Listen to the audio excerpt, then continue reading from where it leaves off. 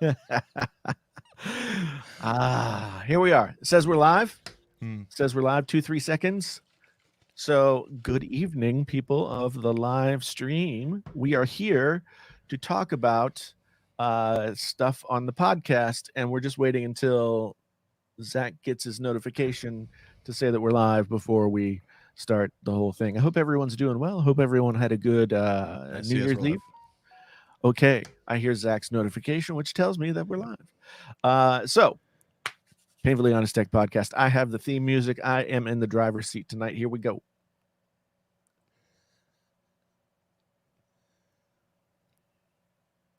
I don't hear nothing. Wait, it's not coming through? No, I don't hear nothing. Viper, do you hear anything? Oh, crap. Should I I'll have press to my go- button? Yeah, press your button because I'm going to have to go back through like loop back and stuff to make sure that everything's set up. So, This is Anyway. hilarious.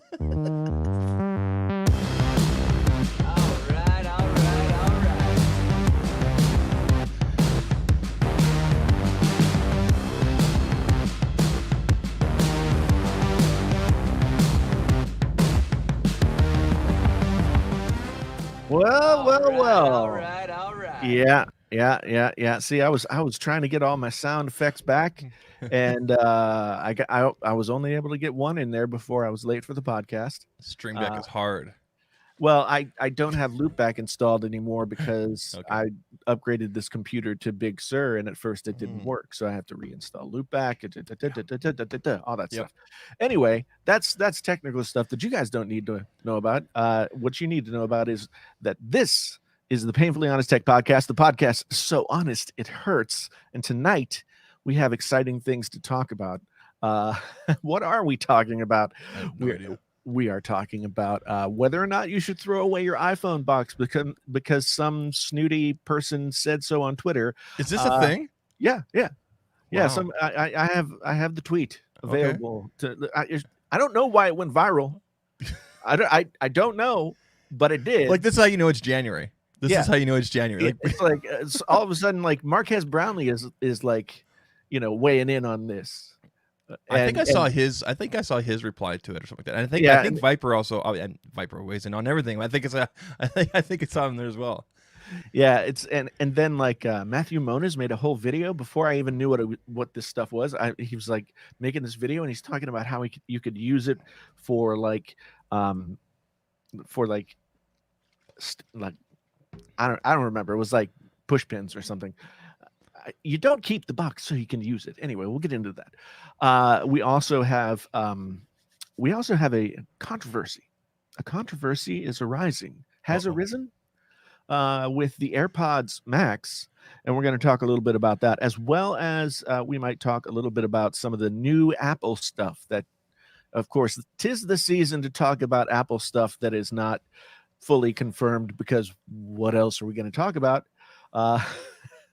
And we'll get into a few other things as well. Now, for those of you who are listening to this podcast, I have made the executive decision over the past few weeks to only include the first hour of this podcast in what is uploaded to the various podcast sites, because uploading 3 hours of podcast is, I mean, maybe you'll be quilting and you need something to, I don't know, but 3 hours is too much.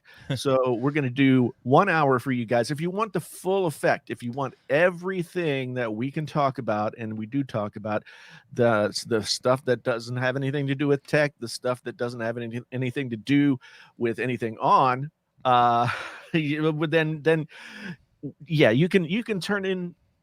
Oh God, why can't I talk? You can tune in and watch us live and interact with us via the chat on Tuesday nights at 7 p.m. Central, 8 p.m. Eastern Standard Time, because it's no longer Eastern Daylight Savings Time. It is Eastern Standard Time now. It gets dark at 5 o'clock.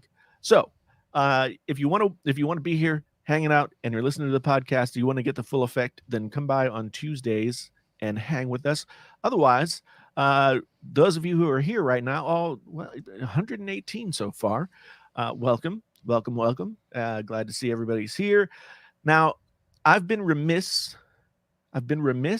lately in talking about the maybe I could put the full podcast on Patreon as male sensitivity asks here. I feel weird saying his name all the time, but but yeah, I get so I have this quandary. I've got members, and before that I had Patreon, and like I don't know which one to go with. Some people like Patreon better because Patreon only takes money out at like one specific time a month. Usually at the start of the month. Yeah. Whereas if you sign up for a membership on the 5th of whatever month, like today, then you'll always have something docked from your account on the 5th. And that makes more sense because what if I go sign up with you on Patreon on the 25th? I get dinged then, and then I get dinged again on the 1st. I know that's been a controversy. So they've had to put a big warning thing on there. Yeah. Yeah. Well, I mean, I got to make a decision. Maybe you guys in the chat can chime in on. And with Patreon, you don't get the cool little wizard hats and stuff. So it's hard to know. Those of you who are members, let me know if you like the membership idea or if Patreon is something that you'd be more satisfied with. We'll talk about it maybe later on in the podcast. But we have been remiss in discussing our sponsors. We have two sponsors, perhaps a third very soon, but two sponsors. And this will be our first sponsor break. Our first sponsor, as always, is audible.com. Audible.com, where you can go and get 30 days of free Audible, a free audio book to download. You can check out their Audible originals, and I think they have even podcasts and stuff like that now. I am a big fan of the Audible. What are you listening to right now? Because I have one here I can talk about real quick. Right now I've been catching up on podcasts, but I have like a ton of stuff, like the new Ready Player 2, the new Ernest Cline book. I'm waiting for the mood because I really enjoyed Ready Player 1. So I like that movie. The book to me better. Yeah, and books are always better. Yeah, but yeah, what are you checking out? I'm reading. I'm gonna censor it because of the title. I'm listening to a title called "The Subtle Art of Not Giving an F." And despite the title, it's not exactly that title, but it's about giving an F. It's basically about giving an F about the right things. Do you know what I mean? Yeah. Which we might talk about later on. And it's been very freeing, like specifically in the last 72 hours for myself. So hey, we got a new channel member. Woohoo! Retethered Tech. Retethered Tech is back. All right. Where's the what applause do you have? Give me the applause. I have this. Hello there. Wow. It's Obi-Wan Kenobi. That out of context always sounds like he just, like was about to take a pee or something. I don't know. Science. There we go. Thank you, Retethered Tech, for the new membership. Much appreciated. And so our other sponsor, besides Audible, down in the description below, down in the notes for the podcast, you can check that out. Our other sponsor is TubeBuddy. TubeBuddy, who is the, I get vidIQ paid for by my management competition. Company. I that gets paid for. I still pay for TubeBuddy because TubeBuddy is better. So.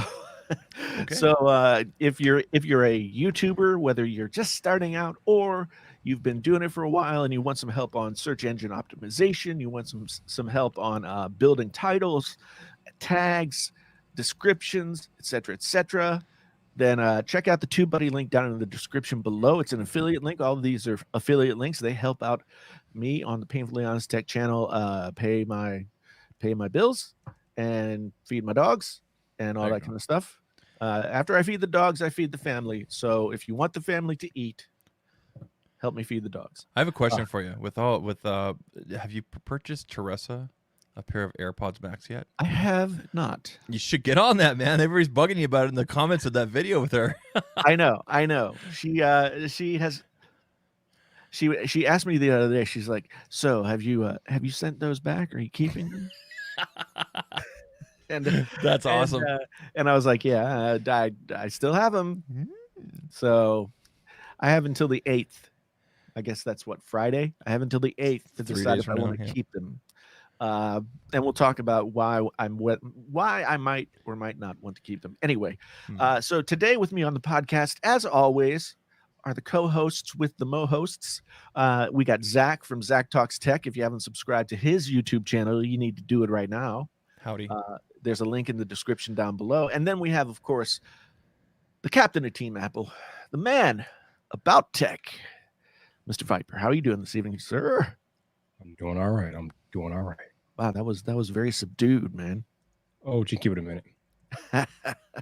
So let's get going with talking about what we want to talk about first, which is this whole stupid thing with this tweet. Let me find the tweet. Can you show the tweet Yeah, I'm and gonna, describe the tweet? Because of course it's a podcast. Can we take care of Okay. that text on there? Oh yeah, sorry, Retarded Tech. I appreciate your support, but got to take you down now.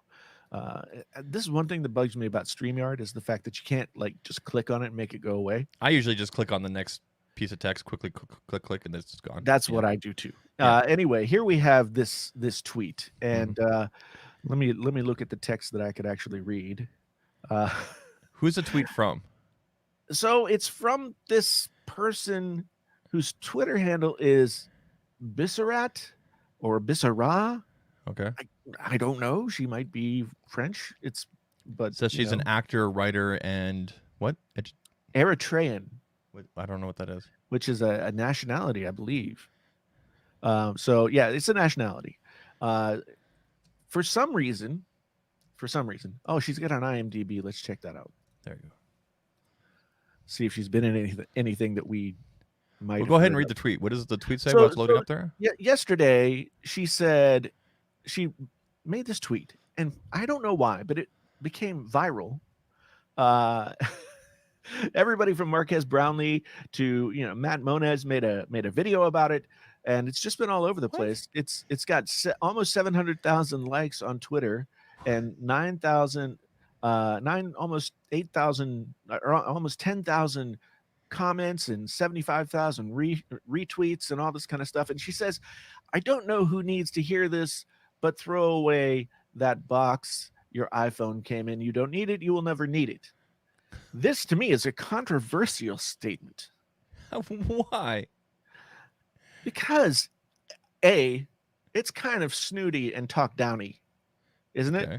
Like, who are you to tell me what to do with my iPhone box? I mean, I still don't know what. Let's see if IMDb is loaded up here. I mean, has she been in it? So okay, she My- looks familiar. Yeah. Okay. My immediate reaction to that is, I mean, I keep my boxes for resale value for things that I may want to resell down the road. Because I can tell you this: when I've gone to resell things privately or whatever, I've always gotten a better dollar when I've included the box Yeah. and, So and cleaned up the device or whatever it is, so that the person feels like they're having a somewhat, I guess, repackaged experience, I guess, if you will. right. But I mean, for example, if you're going to trade in your device at your carrier, most of the times they just want the phone; they don't care about anything else.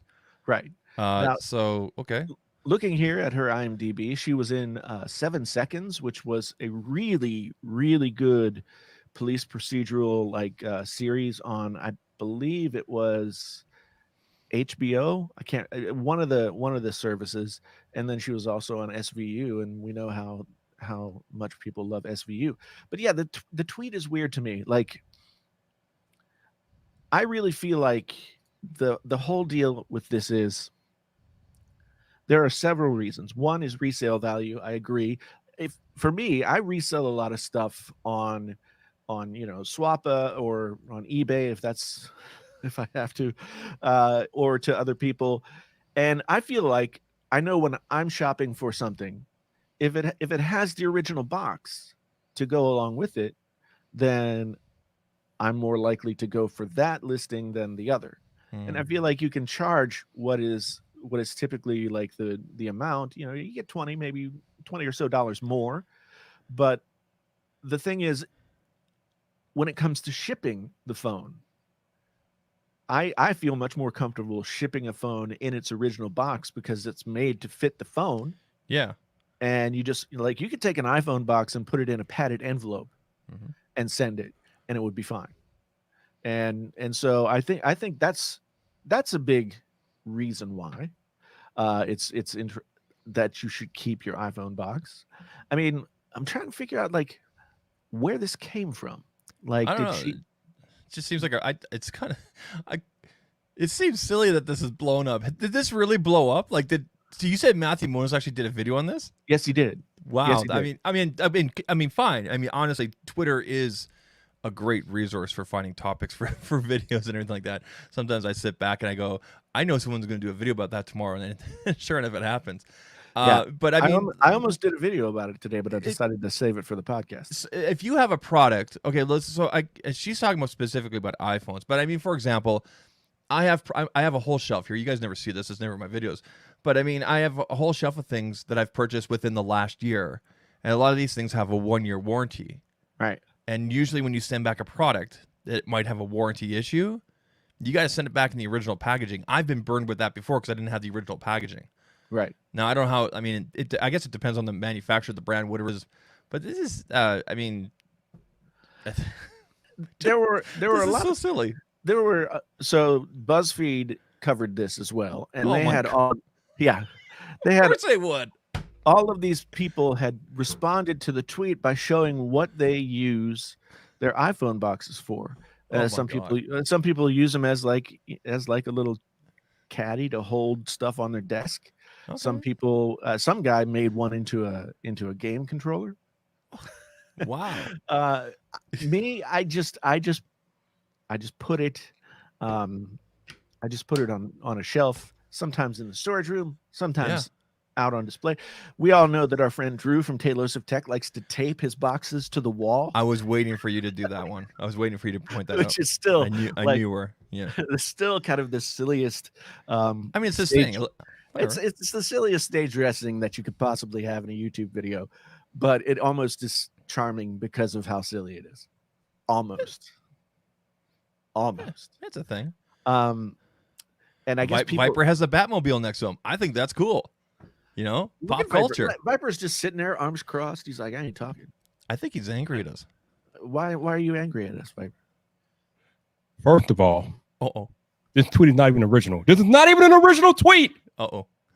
November 24th, 2020, the Xbox social media manager who goes by Stein put out this tweet, and I quote, I don't know who needs to hear it, but it's okay to throw away the packaging that your console came in. 2 months ago. Well, 2 I mean, months ago. she repurposed it for the Oh, iPhone. whatever. It's not even an original tweet. So, So how are- did we blow up? I don't are understand this stuff. Are you saying that this writer has plagiarized a tweet? Because Oh that's my an even God. bigger story. I mean, hell, I just read you the tweet that the Xbox dude made line by line 2 months ago. 2 whole months ago. See, but again, with the console thing, I still have my Xbox One X box, and if I sell it because I've got an Xbox Series X now, then I can put it in the box. And selling something and sending it in the box, but then repackaged with another box around it, is so much safer. I still have my PlayStation 5 box because I intend on putting that on a chair again for a 5-hour stream. I don't think anybody will care as much. Yeah, and I didn't even get into the blasphemy that somebody would even suggest throwing out your iPhone box. Why would you do that? No one throws out their tech boxes.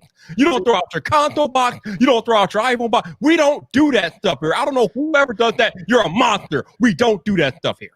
See, now I assume this is some kind of like minimalist thing, which I like the idea of minimalism. I take some of the concepts of minimalism and use them in my daily life. I only wear black. I make things simple on myself in certain ways.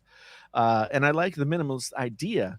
And I will tell you that whole room behind this studio is I've just got like 4 feet of boxes, like covering the floor. So I mean, to me, also with the iPhone,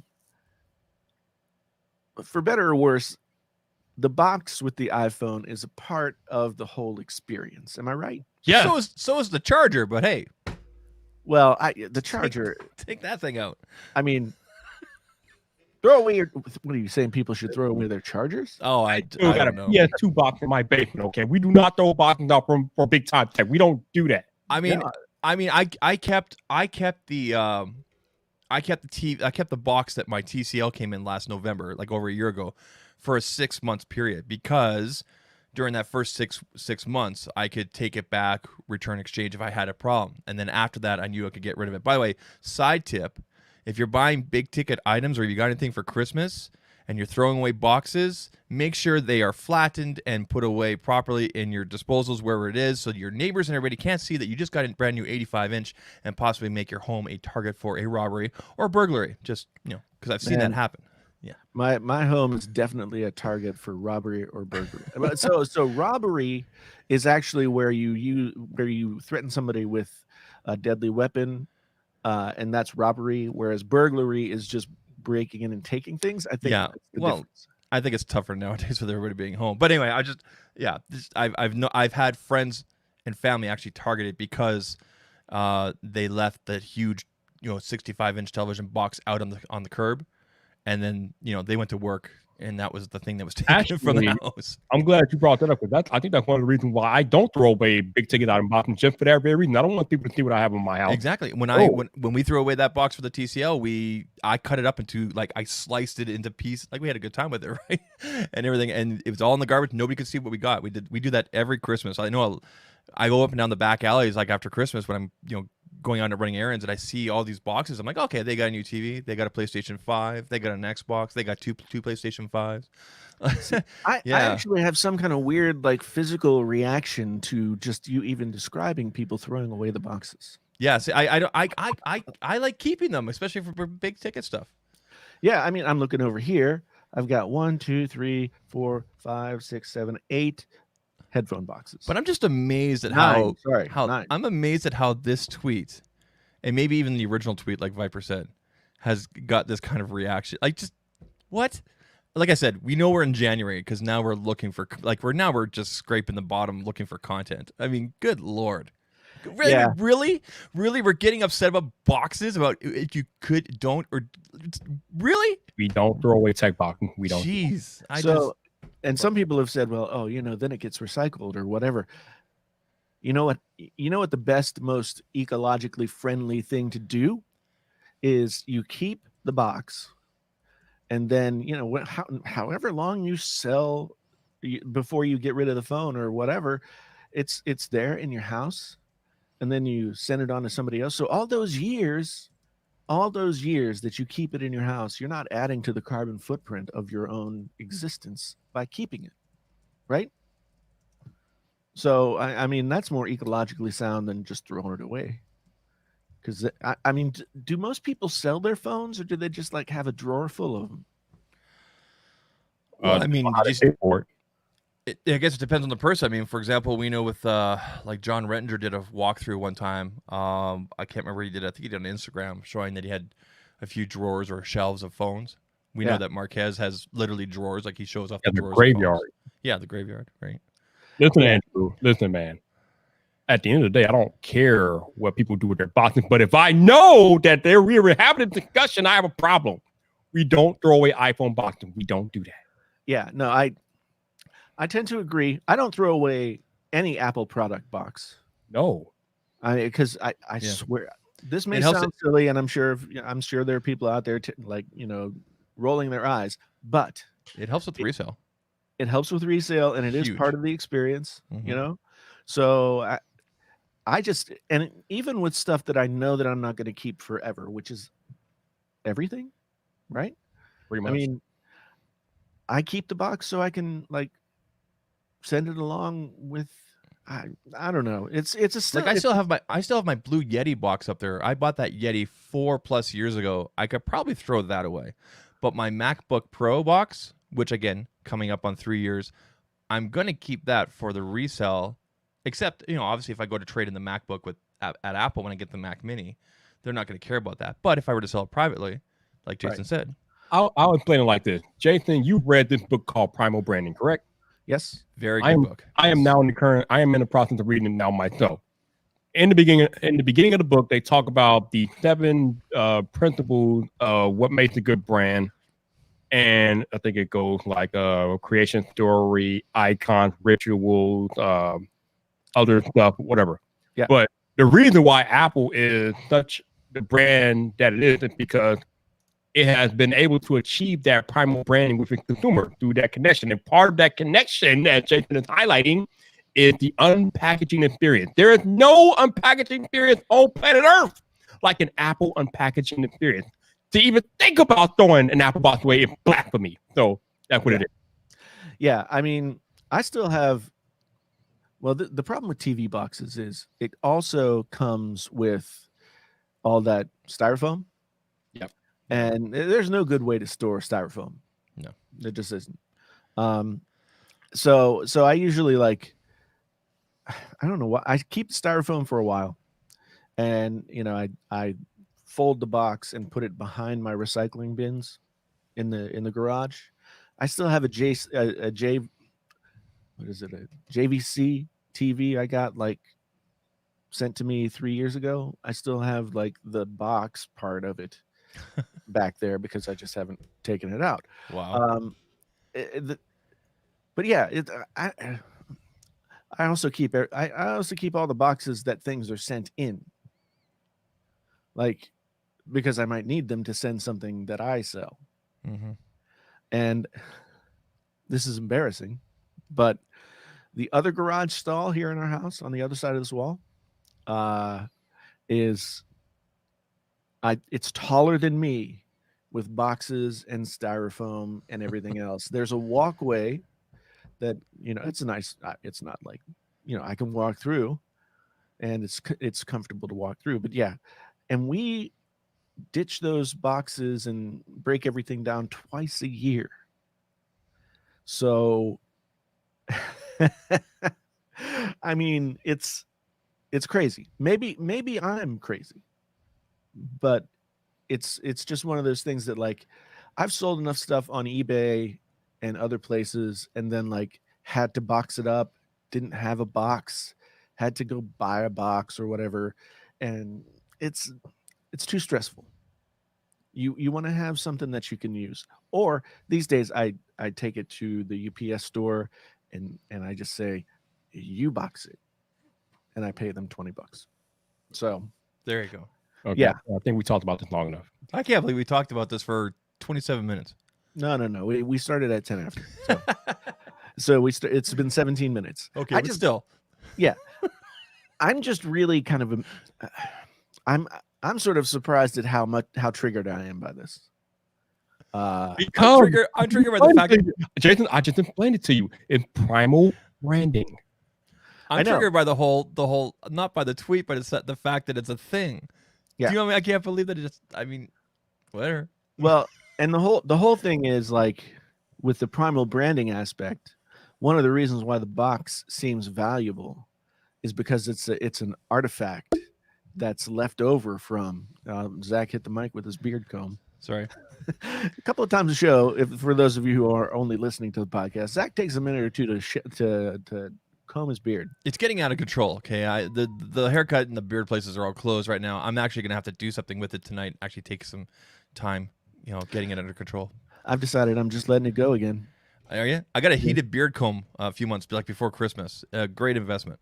Okay, before we veer off too much off the topic, Jason was explaining That's what we that do here. unpackaging the product and the box that's left over part is, he called it an artifact. So if you want to talk about primal branding, like, the best job of primal branding there has ever been is like the Jesus story, right? There are all these artifacts that come from that story that are important touchstones for people to, I mean, people still put like a whole nativity scene under their Christmas tree or on their shelf or whatever at Christmas time. Yep. And so let's think of the iPhone box like it's the manger. And the iPhone is, of course, Jesus. And but it does work that way. That's what you're creating when you market effectively through every aspect of your branding. Apple's got the origin story. It's created its own mythology. It's so that's one thing that I think. All right, Samsung doesn't have that. No, they don't. Samsung doesn't have a mythology. Samsung doesn't have an origin story. I mean, the company does, but nobody knows it. It's Right. not. Nobody knows it. Yeah, and it's not like part of their mythology, Right. right? Mhm. So yeah, I mean that's the difference between a Nike and an Apple and other Yeah. companies that have that kind of. I mean, think about how What's fetishes. the Nike origin story? Like I'm not familiar Phil with it. Knight and Phil his Knight, company car. yeah, Phil Knight was like, was he a track coach or was he a runner at the time? Anyway, the running shoes and basketball shoes and stuff like that all were terrible. And I think it was he made Nikes for the University of Oregon or something like Yeah. that. Mhm. And that was the birth of Nike. Which now, I mean, you want to talk about a fetish. Think about all those people who buy like every pair of Air Jordans. Nike is just printing money. It's like you don't need a different color of Air Jordans. I don't know, man. There's some. I watched some of those channels on YouTube, and there's some dedicated. I mean, it's cool that people have. I mean, we do tech. Some people do shoes, right? Yeah, but I got lightsabers. Tech is like useful. Yeah. But that's Oh. the beauty of it, Jason. You're right. Nike made a myriad of shoes, and obviously you don't need to buy every pair. But like you said, there are people that will literally buy every pair of Nike because of that primal branding. And there are and I mean very few brands out there that can elicit that primal connection with their audience. I can name a few off the top of my head. Like you said, Nike, Starbucks, Yeah. Apple, Xerox, maybe. I mean, there's very few. IBM is one that, predates Apple.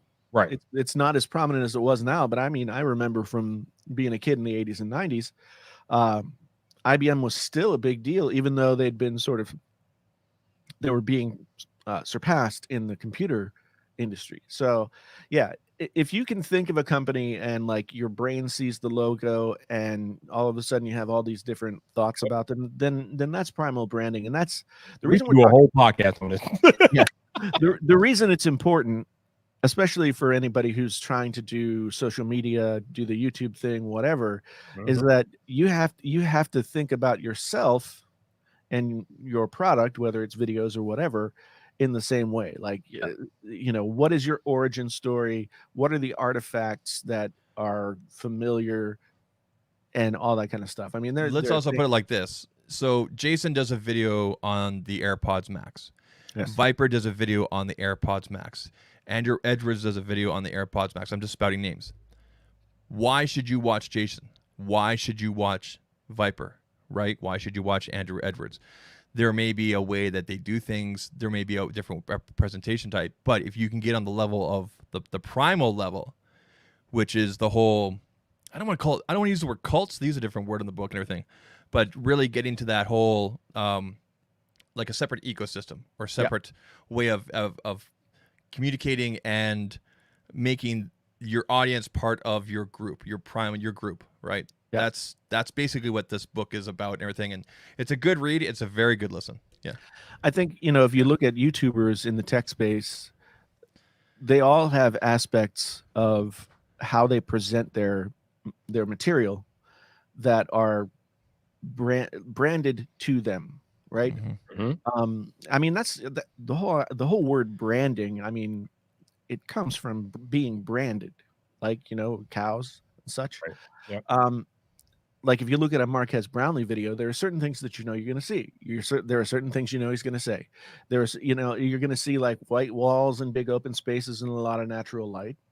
And if you talk about unbox therapy, you're going to see like sort of another minimalist kind of set, but different.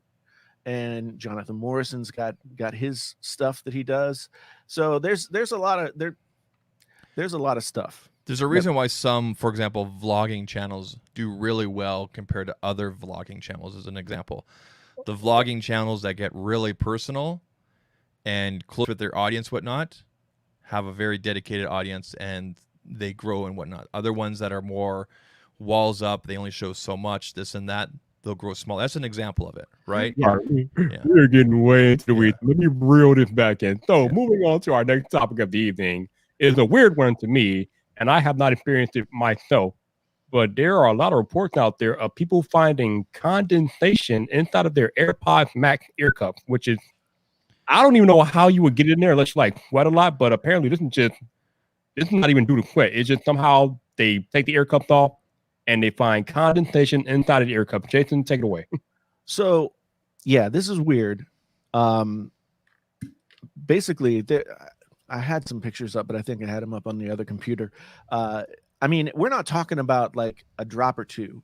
We're Right. talking about it looks like you took a cold bottle of Coke outside and in the hot weather, and it's like all misty, right? Did they not breathe? I thought it was a pretty breathable material. Yeah. Well, the pads will breathe, but here's the thing. If you look at the lip of the AirPods, right? It's not just that the lip is flat here, but it goes down around. So there's like there's going to be some, I mean, the human body's going to give off some moisture, whether you're sweating or not. Sweating would, or even just like taking a walk with them on would give off some moisture. And so this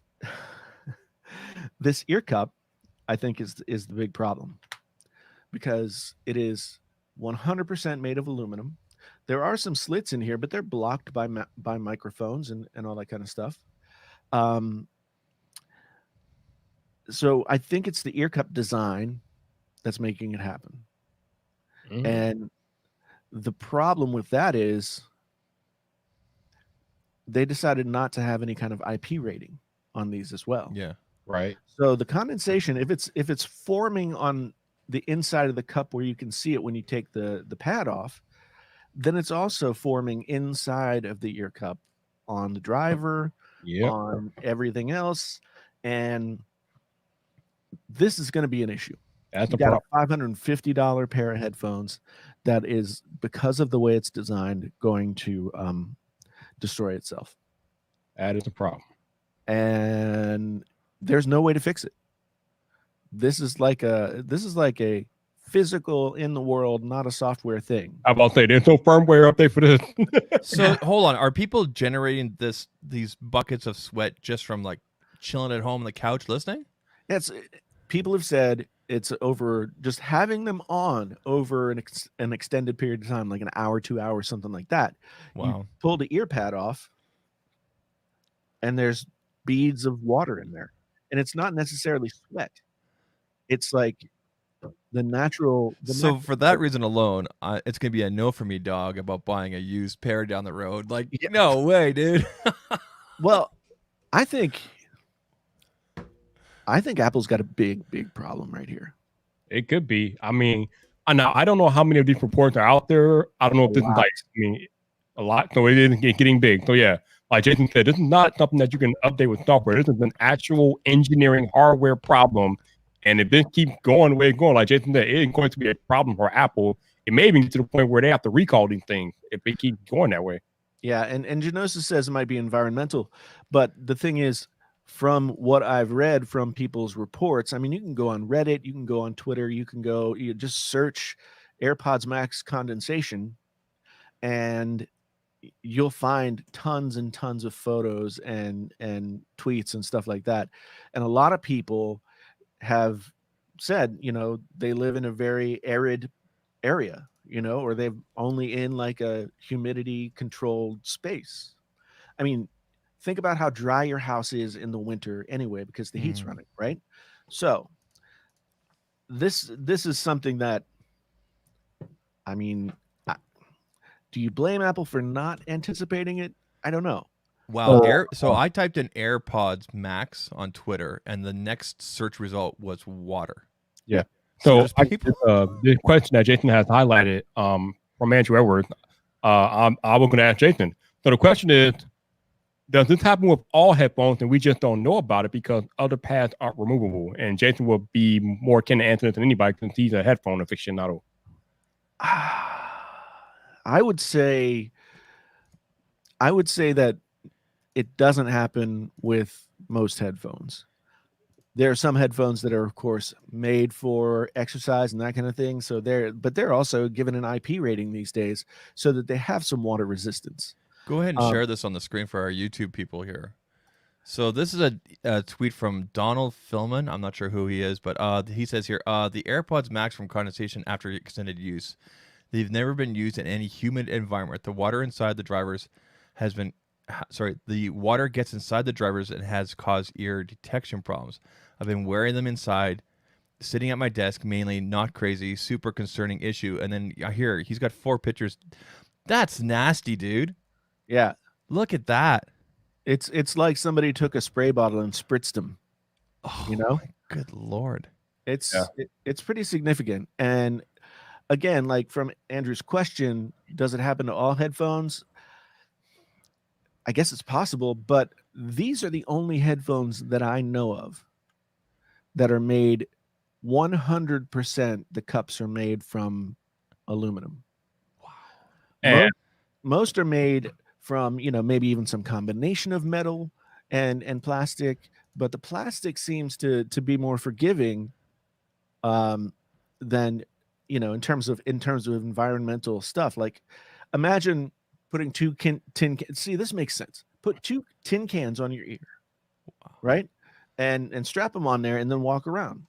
I mean, I see condensation on the insides of tin cans that have been washed out and are dry and are just sitting out, right? So, and Ethnic asks, is it not his sweat? I don't think it's sweat, because this guy says he's just sitting at his desk and he's using the AirPods as intended, right. and he takes them off and he finds this water, and it's getting on, I guess. So if you look at it, in the back of each cup, there's a sort of like some kind of optical sensor that recognizes when your ears are in the cup, Mm-hmm. and if it gets water, Here it is again. if Here it it gets is. water on it, then it's not going to recognize. So, yeah. So as Andrew says, it's the body heat and the material. Which is definitely possible, because I have also worn mine for long periods of time, just sitting at a desk or watching movies and things like that. And sometimes my ears do get warm and it does keep off some moisture. Although I've had nothing happen like that, but I want to ask you about this, Viper, because I know that you live like outside downtown Chicago. Obviously, you drive into and you're up. I think you're still wearing your headphones. I'm assuming when you're going from your car too. So I know, for example, like wearing glasses, like my fog up, or I'll instantly get sweaty as soon as I move inside wearing a toque, or a beanie and whatnot. Have you experienced anything like that where it kind of like heats up? You kind of feel maybe a condensation wearing your AirPods Max? only after if I said, if I wear them for like an extended period of time, then a little bit, but nothing to the level of getting stuff inside the ear cup. Yeah. Like, that's like next level to me. Wow. Well, I'm going to put mine on tomorrow, first thing when I get up, and or maybe tonight after the show, I'll watch some TV or something like that and put them on, watch TV for a couple hours, take them off, see what happens. Because I mean, think about this. Okay, so people are talking about it. I had people sending me comments and tweets and Oh DMs. my God. Is it in there? Oh my God. Oh, you just took them off. Whoa. Let's go full screen with Viper. I can't hear you all right now. Go full screen. Yeah. I just took my AirPods Max off because I happen to be wearing them on the podcast tonight, and I have it inside of my AirPods Max, y'all. No joke. There is actual condensation inside of my AirPods Max. I don't know if you guys can see it, but yeah, this is the problem. Wow. Yeah, wow. Yep. Oh my. It probably wouldn't be as noticeable on the white model. Yeah. The white. I wasn't looking hard enough. That's I funny. need- I think the other ear cup's got a problem. I need to get that prices right. Dun, dun, dun, dun. Yeah. I need to get that on there's here. condensation in both ear cups. Holy shit. Wow. I'm gonna have to change headphones. I mean, All right, let's change headphones real quick. I've had people I've had people send me DMs on Twitter, Wow. private messages on Facebook. I've had people in the comments. I've had a lot of people asking about this, and I hadn't seen it yet. But last week during the holiday, I saw some of these pictures and I was like, wow, that's crazy. And right now, okay, everybody's like, oh, you know, Viper, please take a picture with your phone and whatnot and throw it on Twitter if you can. I don't know if you can hear us yet or not. he's just getting plugged in. Okay. But what happens when this condensation shorts out a pair of AirPods? Well, you don't mix batteries with liquid. Yeah. Yeah. So I mean, but yeah, as soon as a pair of $550 headphones shorts out because of the way they're designed. Can you take a picture, Viper, before it dries up? Ooh, good idea. Yeah. And this is going to sound weird. I need you to smell it. What? Because you know what you smell like. I need you to tell us if it's sweat or if it's something else. This is happening live, folks. This Yeah. is what you get on the Painfully Honest podcast if you come and watch live. It's not. No, not sweat. Just It doesn't smell sweaty. no. Now, that's Okay. what I'm saying, because like sweat has a particular smell. Yeah. Ethnic is saying taste it. No, we don't need that here. We need to know of its salt content. So We need please to lick we it. need a content check. I cannot believe it's actually happening. Like, wow. This So is crazy. I know what Viper's video tomorrow is going to be. It's going to be another flashback last night on the Painfully, like you did last week. well, I'm planning a video on it too because this is bad. I've already got the thumbnail made, and it says, "This is bad." Do you have like a picture of like Niagara Falls coming out of the out of it or something? No, No, let me tell you what's bad. What's bad is that I just ordered another pair from Amazon. That's bad. You ordered another pair for what? I ordered another pair of these from Amazon. No. That is bad. you getting the space gray. Yeah, I ordered a pair of fake gray. Well, think about this. At least you'll be able to see the condensation better. Oh Lord. Oh my God. So this is Wow. going to be a big problem. Seriously, Oh. seriously big problem.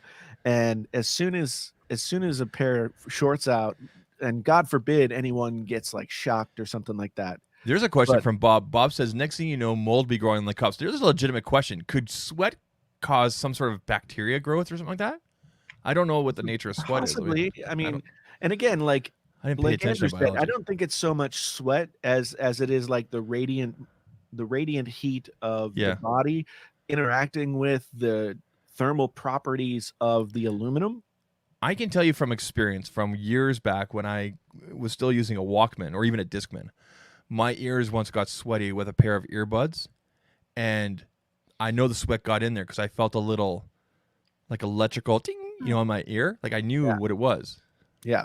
And oh my God, can you Matt? I'm not laughing at. I don't want this. I don't want anybody to get hurt. But can you imagine complaints?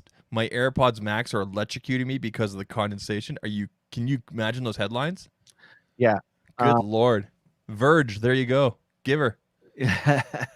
Yeah, Jermaine says when Steve Jobs would have just tweeted that we're doing it wrong. You're wearing them wrong, Jason. Yeah. I haven't seen this yet, but I also haven't looked because I haven't been wearing them as often as because I've been testing a lot of other headphones. Well, what you do is you give them back to Teresa and you say, honey, I need you to wear these for 5 or 6 hours. And then if you hear her scream, you know something's up. yes, I'm just kidding. offer up my wife as a guinea pig. Yeah. So AirPods Max, condensation, water, electronics, not waterproof, bad thing. We And- just proved it's a thing here tonight. Yeah, we did. What- And it's like, Just like the battery thing last week. yeah, it Wow. can't be, and it can't be fixed. Wow. It can't be fixed. Yeah, because of the physicality of how it's built. Yeah, I mean, Wow. it's the materials, and what is Apple going to do? Ask you for a Well, back okay, and so then the- drill a hole in it? The cups can be replaced. Could they use a different type of material? Or no, because I guess it's forming The underneath. pads can be replaced, Okay. but the pads are not the problem. Okay, yeah. Maybe Apple thought that because these pads are pretty breathable, that it would alleviate the problem. If they even thought about the problem existing, I don't know. But yeah, there's Bill- going to be a video from me tomorrow about this, and Viper, I'm sure will have his as well with his physical evidence. I'll see if I can produce some physical evidence of my own. Hashtag And- Sweatgate. Hashtag Sweatgate. And Bill Utah says here, the water's meant to be there. It's for cooling. It's part of the coolant system. Part of the cooling system, guys. I mean, I wonder, do I cancel my order for the second pair? I guess. Like, Dude, I would not be. No. Yeah. Yeah. Yeah. I can't believe this is a thing. I can't believe this is Should for I real. send out a plea for more super chats just in case I get electrocuted by my AirPods I was while was- testing them? I was recently like putting together some finances here and there and thinking of a way to get a pair of these. Now, like after the battery thing, and it seems like the battery thing is somewhat resolved since Viper did a reset, I think it was. Yeah. And but now this, I'm not paying 750 plus Canadian dollars for this. Are you kidding me? I will say that after the initial battery drain, after I did the reset, Wetgate. yeah, that sounds dirty. After the initial Watergate. Like, yeah. there you go, yeah, Watergate. You're gonna confuse the boomers and the. Wait, you just gave me my freaking thumbnail, dude.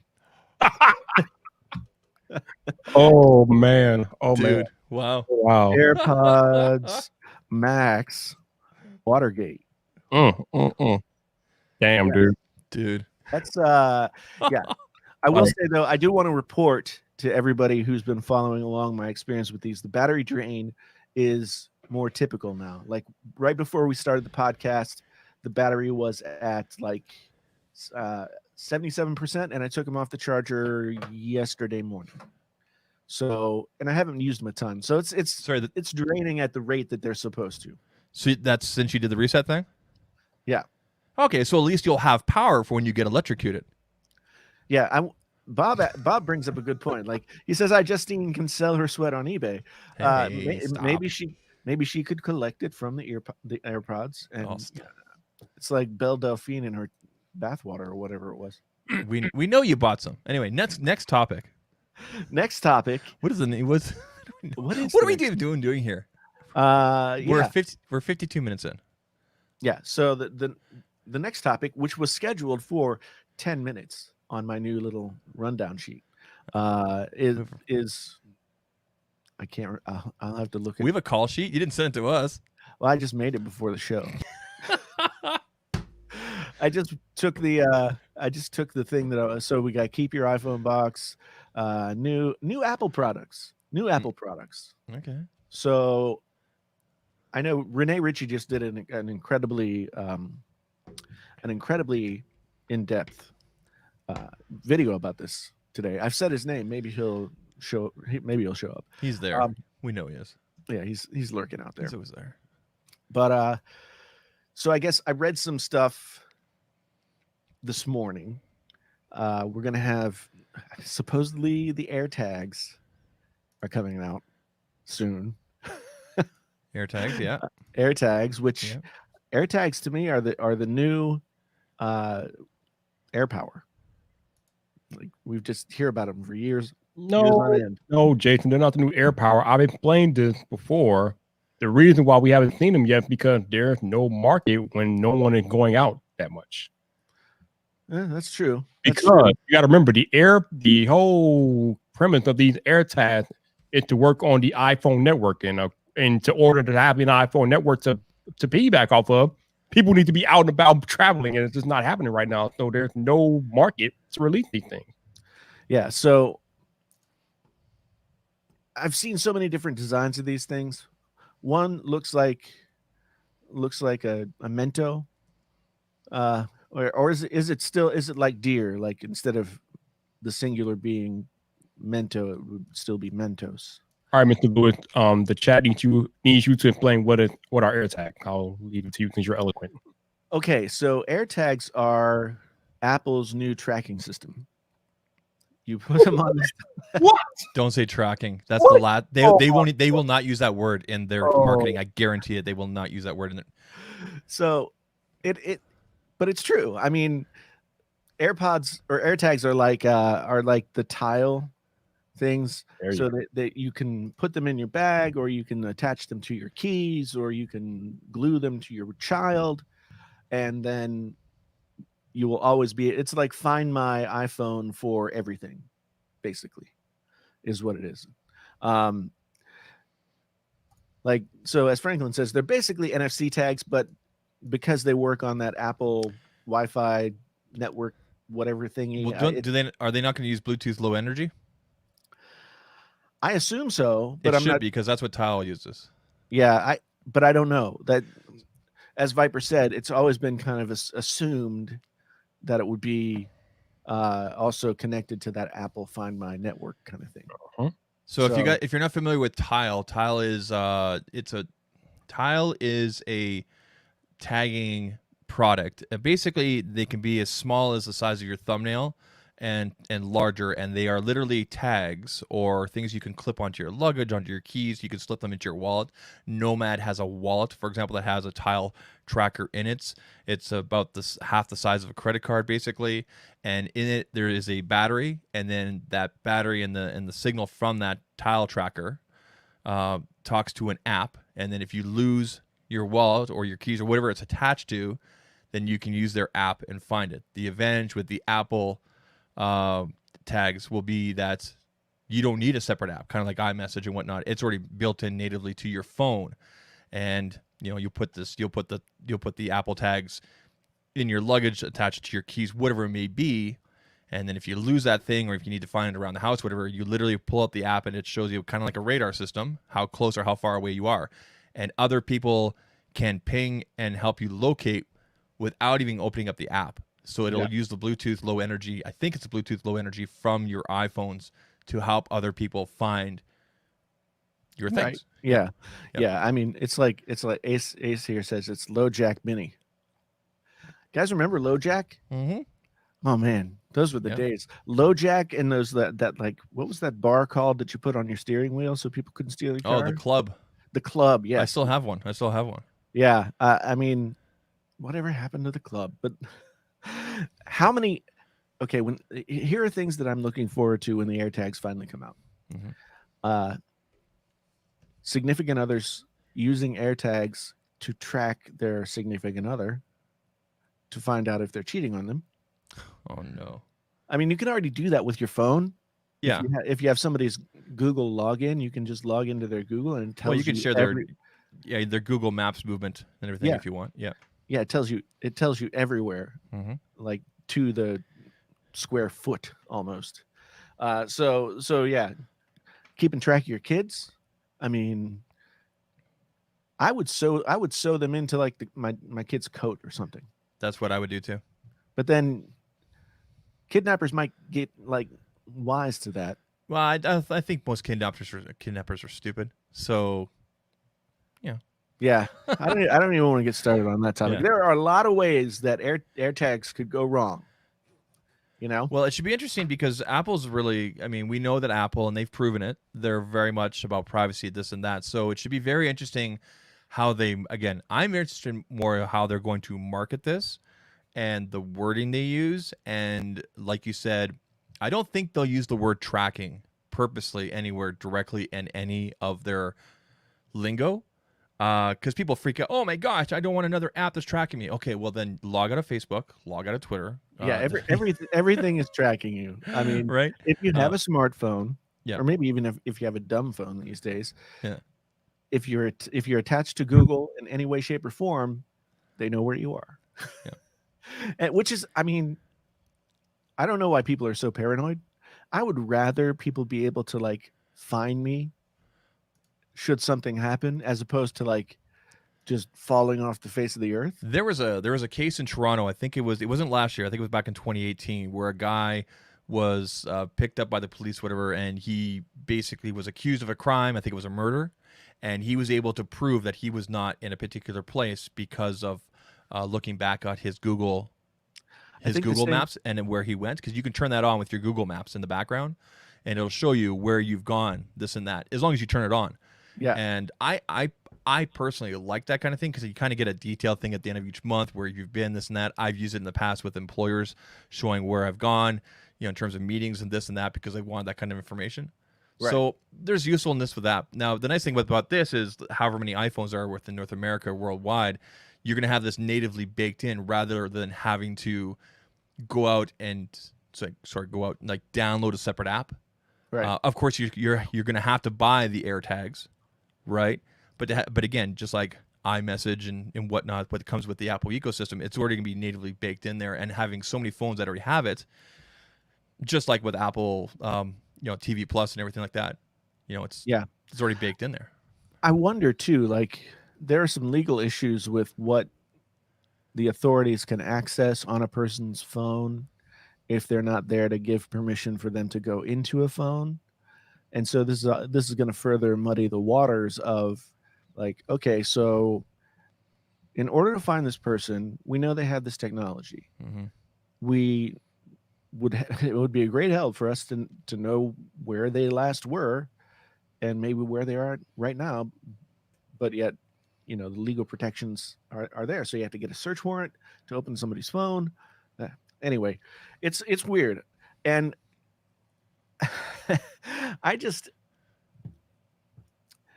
people are going to do stupid things. Like the stupidest thing I could think of right off the top of my head was like flushing an AirTag down the toilet with your poop and seeing where your poop goes. Well, I mean, come on, cheapers. Because I imagine they're waterproof, right? They should be. They should be sealed. I want to hear Apple address the additional waste with these, because the batteries cannot be recharged, just like with tiles. Right. It's a one-time use battery. How long would they last? I would hope the batteries in these AirTags last at least a year, because their main competitor that basically thought of this this thing, tile, lasts a year. They also notify you well in advance if your battery is low. A nice thing about it, for example, like I have the tile tracker in my Nomad wallet. If I leave my house, because I turned on this option, and I forget my wallet, as soon as I get out to the garage, hey, I get a note. I get a little dinging on my phone. Hey, it looks like you left the house without your wallet. That's nice. That would be really good too if it would tell you when you're leaving a restaurant or something. Yeah, I've had things where I've left my phone and I have the wallet with me, and the wallet goes off because the tracker makes sound. Right. So I know, oh shoot, I left my wallet back here. So there's not just tracking things, but also keeping track and not forgetting things. It could be very useful that way. I like the tile tracker system. Yeah. I find it very useful, very practical, very, very much something that would be worthwhile. But it's just another step toward like 24-hour surveillance, which I honestly don't care about. I don't care. I'm not doing anything wrong. And until they start like pulling people off the streets who aren't doing wrong things, then I'm not going to, I mean, it could happen. We've all read the books. We've seen the movies, but I feel it's an added layer of safety and security, both for Vibrate. What's your take on the whole AirTags thing? Like, would you use them? What's the use case you could see for yourself or whatnot? Me personally, I can't think. I don't really have anything I want to track like that. So, but I can see how it could be good for parents, like Jason was saying earlier. I mean, you want to put inside your kid code or something like that, and yeah, that would be pretty cool. Or some people have mentioned putting one in their car. That would be interesting. Yeah, so you got that sweet Mustang. Yeah, not really quick anymore. Or like quick beat up. Like I said, I only have it in my wallet, but I can definitely, the times where I've forgotten my wallet or like actually lost my wallet in the house. So I'll be here in the studio, and I normally have my wallet upstairs on a specific shelf where I put my keys, my change, everything like that, right? But for some reason, I had it downstairs in my den, and I forgot it was downstairs in the den. So I hit the tracker, and of course, it starts making music. And as I'm getting closer, it shows me like within half a foot, like arm's length, and I found it underneath a couch cushion. It was really cool. Like, it's very useful that way. Yeah. Not just out in the open world and everything like that. And then, you can also look at the tile tracking. And again, the reason we keep on talking about tile here is because we know how tile works, and this is what Apple needs to either duplicate and make better. So it's been really cool to kind of see when I'm out and about. I might get a notification saying you've pinged for somebody's wallet that they lost in the area. Huh. And then that person might get a notification to come down to that area, find their wallet. What if they think that you stole it? I mean, first of all, I cannot ping and find somebody else's thing that they're trying to find, but it will notify me if I've helped somebody else. I can turn that on or off, like if I want to be notified that way. Ethnic says that AirTags could be used to track ex-prisoners post-release. But we all know that that's not going to matter because we're all getting microchipped with this COVID vaccine. Stop. Stop. So, so we'll all be activated, and we'll. I don't know what the conspiracy is there. I mean, anyway, we won't get into that. But that is the last of the topics that we want to cover for the podcast proper. Okay, it is time to go on a damn tangent. So, have you all? Well, Jason, I know you have. So I guess I can. I don't know if Zach has, but I know Jason has. Have you ever been frustrated with a piece of technology? Just frustrated. This is now 2 strikes. Actually, it's 3 strikes for this particular pair of AirPods. The first strike was the damn battery drain issue, which I figured out how to fix, so I got past that. The second strike is that these silver AirPods Max gets dirty way too easily, and it's ridiculous. Even though Apple does, they haven't even started selling them yet, but they do sell the additional air cup for $70, so I guess you can get around that. But you really, if you're going to buy the light color, you better figure out how to clean them. Otherwise, just don't even do it. And now the damn condensation. So that's 3 damn strikes on these pair of headphones, and all because of an engineering oversight by Apple. Like, how did you all not figure this out in research and development? Did nobody wear them for a long period of time to figure out that, wait a minute, even we might have a flaw with the damn design where you get condensation inside of the cup. I mean, if you get water on the driver, that's kind of bad. You don't want that in your headphones. I don't understand it. This is just a severe oversight by Apple. Like this is not Apple. This is not normal Apple. I just don't understand how they can let this happen, man. I don't understand it. I mean, if you want to add to the strikes on there too, for most people, because we've seen the outrage, and even from ourselves here, our own ways of kind of stepping back from it is the price, right? I mean, if I'm going to pay, like you said, $550 American, $750 works out to $780 Canadian. I mean, I better be able to hear God, as some people have put it. I'm canceling my Amazon order for a second pair. Damn this. Well, I mean, the thing about, I would put the price in the insult to injury category, because if you're, I mean, they do sound great, they really do. Could I get $550 headphones that sound better? Yeah, absolutely, but not $550 headphones that do all the things that these do. So it's, it's like it's a balancing act. If you have the money and you want to spend it, you get a lot out of it if they're the right headphone for you, right? But now that, like Viper said, first there's the battery, and that seems to have worked itself out, but now there's the condensation, and then Viper brought up the idea of durability. Like, no, not durability. How dirty they get. The light color, they get dirty easily. Well, see, that's the thing. I put that in the durability category. Oh, okay. Because if you get a light colored headphone that's made, all the light parts are made out of fabric. I saw one series of photos where a guy who used a lot of hair product had put these things on his head. Oh, I think I saw the same picture. A white band, and it was like it turned it orange, and he tried to clean it, and it made it worse. So, as much as I really do, from a functionality standpoint, in terms of what the headphones are meant to do, produce sound, like them a lot, and I do think that they blow away any of the other like consumer level headphones out there. Has Apple made a statement about this whole sweat water thing? No, they have not. The recent thing, so they probably won't. But that's what makes it kind of painful, because I really did enjoy them for what they do and what they bring to the Apple ecosystem. I think they're amazing, but this is unacceptable. And you got to think, like, is this going to be another Bengate? Is this going to be another touch disease thing? Is this going to be Apple doesn't have the best track record in sort of owning up to, I guess, industrial design issues. So, I mean, they'll fix them on the next go round. But I'm just amazed that wasn't picked up during their testing, because you can't tell me they didn't have somebody wear them for 3 or 4 hours just sitting around, walking around a house. I'm sure many people on the team that built these things were using them all the time.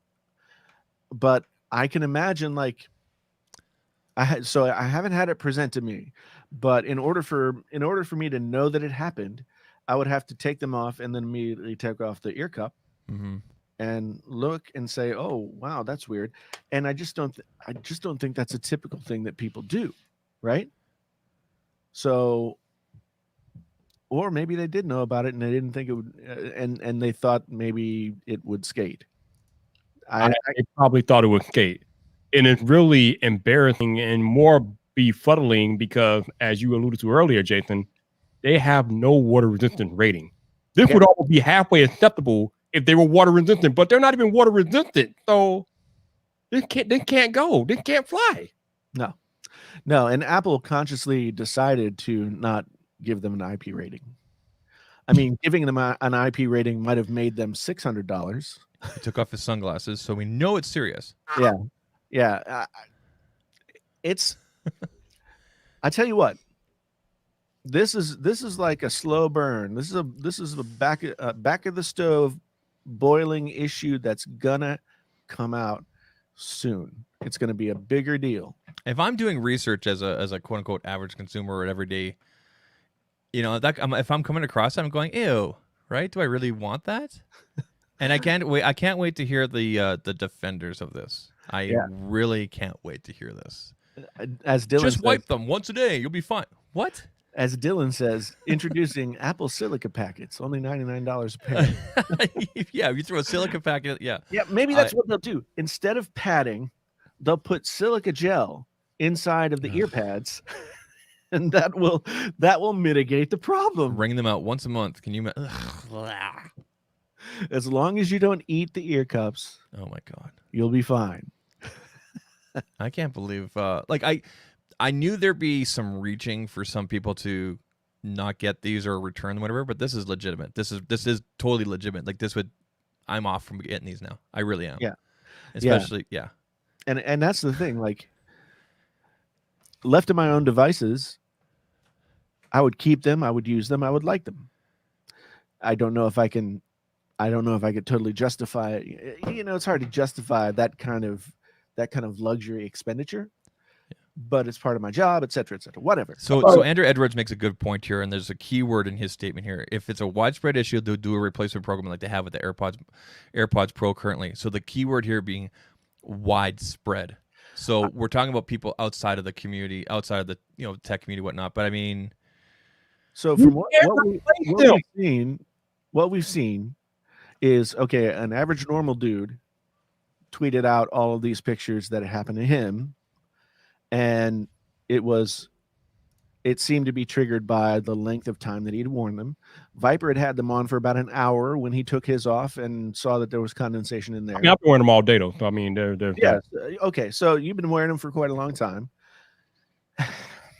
and as Andrew says in here, like, I don't know that it's actually something that could be like a replacement program. Literally can't have a replacement program. The design, the engineering is literally flawed. They will have to completely redesign the whole damn headphone. You can't replace this. Yeah, it's just bad engineering. I mean, maybe they could. You could go to the local Apple store and have them drill holes in the in the ear cups. As long as the ear cup detach, we have a problem. That is the literal problem. The whole selling point of them is also their fatal flaw, because since the ear cup didn't detach, you now have room for the condensation to slide on in there. It's a bad business. But the thing is, like, I don't think it's because the ear pads are removable this way. I mean, I have a ton of gaming headsets that have this magnetic removable thing. I don't think it's that.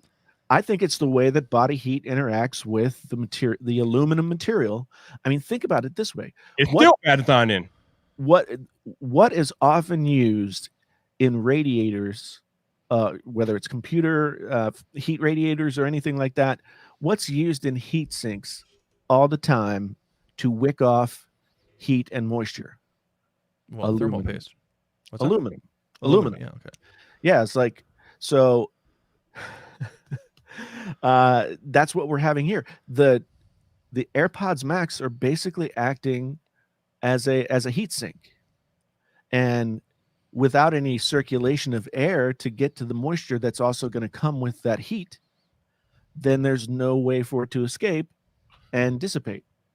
So it's being caught in here and also inside the cup, as we discussed before. What exactly is the soft stuff? What kind of material is that? Do So we know? Like, did they say what kind of material it is? it's some kind of soft weave material on the outside. Yeah. And then inside, I believe they said it was a memory foam, but it has more of like a foamy foam feel. And memory foam or regular foam or whatever, that stuff doesn't breathe all that well. Yeah, I have a memory foam mattress, which we completely regret buying. It does not breathe worth a damn. Yeah. Yeah. Yeah. So this is the next big Apple controversy. So Andrew has clarified memory foam with woven mesh coating, which, I mean, yeah. This is definitely a different kind of fabric than I've seen on any other ear pad. But yeah, anything that's like made from a petroleum based. So, Jason, here's a question. And you think it's due to the material? So, if these were leather ear cups, we would not be having the same issue. No, we'd still have the same issue. Because leather is. Think about how often your ears start to sweat when you're wearing leather ear cups. Mm-hmm, exactly. Right. Yeah. So I don't think there's anything that they could do unless they put in like packing bubbles that had some airspace around the packing bubbles to let the heat out. I don't think they could do anything about it. All ear pads have some kind of, I assume, like petroleum based foam product that's being used to pad the ear cups. So it basically, my estimation is that it's working on the same principles as heat sinks do in just about anything that you find a heat sink in. And it is the aluminum ear cup is acting as a heat sink, drawing off heat from your head, and then the condensation is a product of that.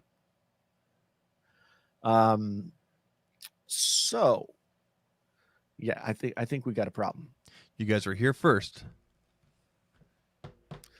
Lucy, you got some explaining to do, or some splaining, I'm sorry, to do. So Gabriel says Prosser did say that there were some last minute changes, hence the mesh headband. I don't know. I think that they would have had to have had the design of the ear cups pretty well settled before moving forward with the build out. This was not a last minute thing. This was a lack of proper research and development. That's what Yeah, I wouldn't call this last minute because there was no previous announcement of these. It just, here you go. Well, right? I mean, since we know John, and John was giving me info about the development and the manufacture of these things back in like September. We were supposed to see them earlier. Mm-hmm. And because they were having some last minute changes of design here and there, that's why they got pushed back to December. So I think they were supposed to come out during the October event. And they came out 2 months later. I mean, I don't want to belabor it. We've talked about it quite a bit, but it's going to be a pretty significant problem because as I see it, the more I think about it, the more we discuss it, mm-hmm. it's a matter of the physical properties of the headphones themselves. And unless Apple, I mean, maybe Apple can put like a heat sink fin kind of thing. I mean, the same principle is this. Okay, think about an air conditioner. You know how air conditioners always drip out of the front side, the outside side? Mm-hmm. That's all those little fins in the air conditioners are heat sinks, and they're all made out of some kind of aluminum. And that aluminum pulls out the heat. It also pulls out the moisture, and the moisture from the air conditioner is always dripping, right? So that's what we've got. Same thing. Is a Galaxy Fold 1 problem. Yeah, it literally is, because they literally have to take them back into the lab and re-engineer them. And it's potentially worse than the Galaxy Fold 1, because how many thousands upon thousands of these things that have they already sold? Yep. And the Galaxy Fold 1 wasn't on the market. It only went to, a handful, a couple of dozen reviewers. So, yeah. I mean, at the very least, Apple's going to have to address this. At the very worst, Apple's going to have to recall this product. Yep. That's the long and short of it. But in my video tomorrow, I think I'm going to tell people, until this gets worked out, don't buy them. If you have them and you still can return them, return them. Yep. Or take your chances. Doesn't seem like there's a lot of dedicated videos to this already, but hashtag Sweatgate seems to be a commonality amongst some of the videos. Yeah. So if you want to throw that into your SEO there, or whatever in your descriptions, interesting stuff. Okay, Yuri, we need to talk about something else real fast here. Okay, so that's the end of the podcast proper. I'm going to clap so I can see that when editing, and tag on what the end when we get there. But now we can sort of loosen up, talk about some other stuff, right? Cobra Kai. Ooh, let's hold that one until later. All right. Because people are going to be mad at me, and I don't want it to ruin the rest of the podcast. Well, I wasn't going to give any spoilers at all. I'm not giving any spoilers either. Neither am I. I'm just saying, get on it, people. Get on it. So, I made a video yesterday. Don't know if you guys have watched it. I know Zach has watched it, about my first year as a full-time YouTuber and how much it was difficult. I watched it, and you made very excellent point. And one of the things that I vividly remember from the video is you saying that there were too many cooks in the kitchen. You were listening to too many people, and when you decided to just forget all that trash and just go with your own gut and your own feelings and thoughts, you saw some movement. Man, I told you that all last year. Yeah, well, I know, but I was making, at the time, my thought was, I'm making an investment into the channel that's going to show results, and I'm learning new things that I'm going to be able to apply. But at the end of the day, I didn't learn. I learned stuff, and I do apply it. But I also found out that, like, YouTube advice is not one size fits all. And once you get to a certain point, you have to be able to say, I think I got this, and start to go with your own gut. Yeah, every video is not going to like be a huge hit or whatever, but yeah, the problem was not so much the people that I was communicating with, so much as I was looking for people to solve my problems, to tell me what to do, and to the point of annoying several of them quite a bit. I know, and I can be like that. So, and for those of you who haven't watched the video yet, I hope you do go watch it, because it's one of those, I don't make those videos often, probably once or twice a year, but it's just like me talking about what I went through on YouTube last year, and basically, and more me as a person, not like the YouTube stuff. The YouTube stuff is all secondary to me figuring this crap out, right? And I guess I wanted to talk about it a little bit on the podcast, just because I know there are people out here who watch or listen who also do YouTube themselves, and I'm not trying to make any claim that, like, people who make YouTube guru videos or offer courses or training or any of that stuff, I'm not saying that those people don't have value. I mean, working with Roberto really took me forward in the first maybe 6 to 8 months that I was doing it, and it was good to have somebody who knew the details about my channel that I could like bounce ideas off of. Where it went bad was when was when I wasn't making any choices myself. And that's a difficult place to go, because it's, man, I felt so desperate and I felt so helpless. I felt like, oh, I can't fix this. I can't fix this. It's all going wrong and I can't fix it. No matter what I do, it doesn't move the needle.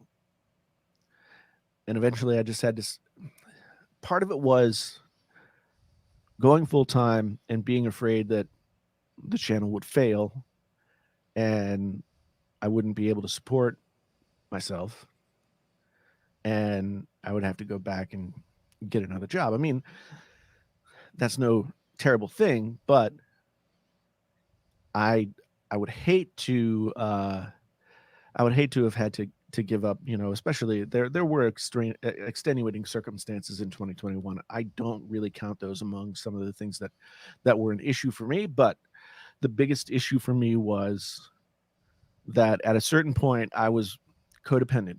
I had a codependent relationship with the people I had worked with or talked to or anything like that to give me the ideas that I needed or sign off on the ideas that I had.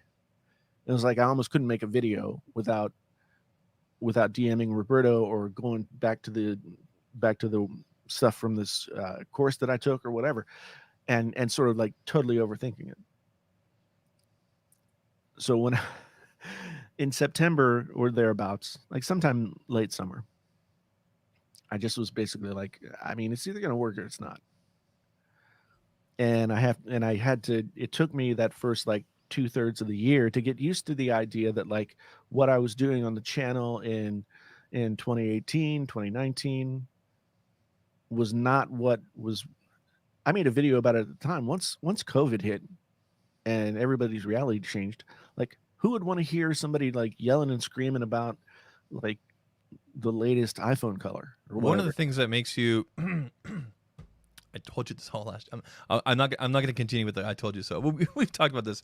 But one of the things that makes, we talked about this last week about how you and Viper have definitely, in my opinion, definitely moved past the whole, he does iPhone videos, he does Apple Right. videos. It's now the personality and the way that you guys present, right? Right.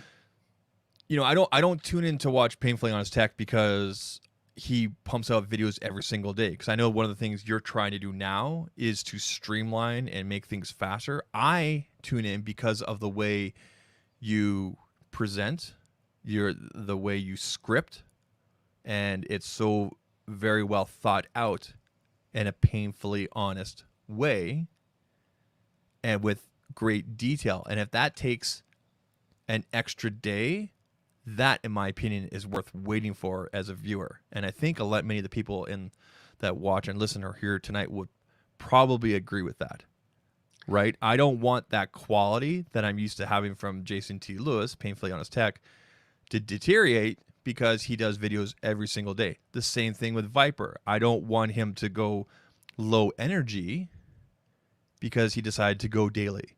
Or, do you know what I mean? Speaking Right. of low energy, I mean, those of you who, well, I mean, the podcast is over. Let's look at Viper for a second. It's a sad testament to what has happened with the AirPods Max. Viper looks completely distraught. It's gonna be okay. I don't blame him. Yeah, I don't either. I mean, I'm bummed out as well. On one hand, I'm bummed out. On the other hand, it's like, oh well, I guess I don't have to spend that $550. I mean, my $60 Q1 or whatever they call Q Life or whatever, they're looking pretty good right now, right? Yeah, the Q10s. Yeah, Q10s, yeah. Yeah, and Soundcore has something new coming out. I got an email from them the other day.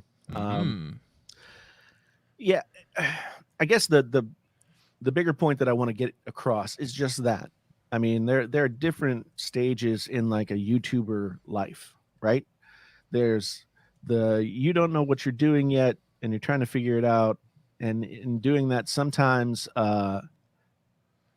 you just mimic what other people are doing, and then you get to be better at mimicking it. That's why we have so many like, color corrected Peter McKinnon looking videos from people that have some kind of like guitar intro with little crazy logo.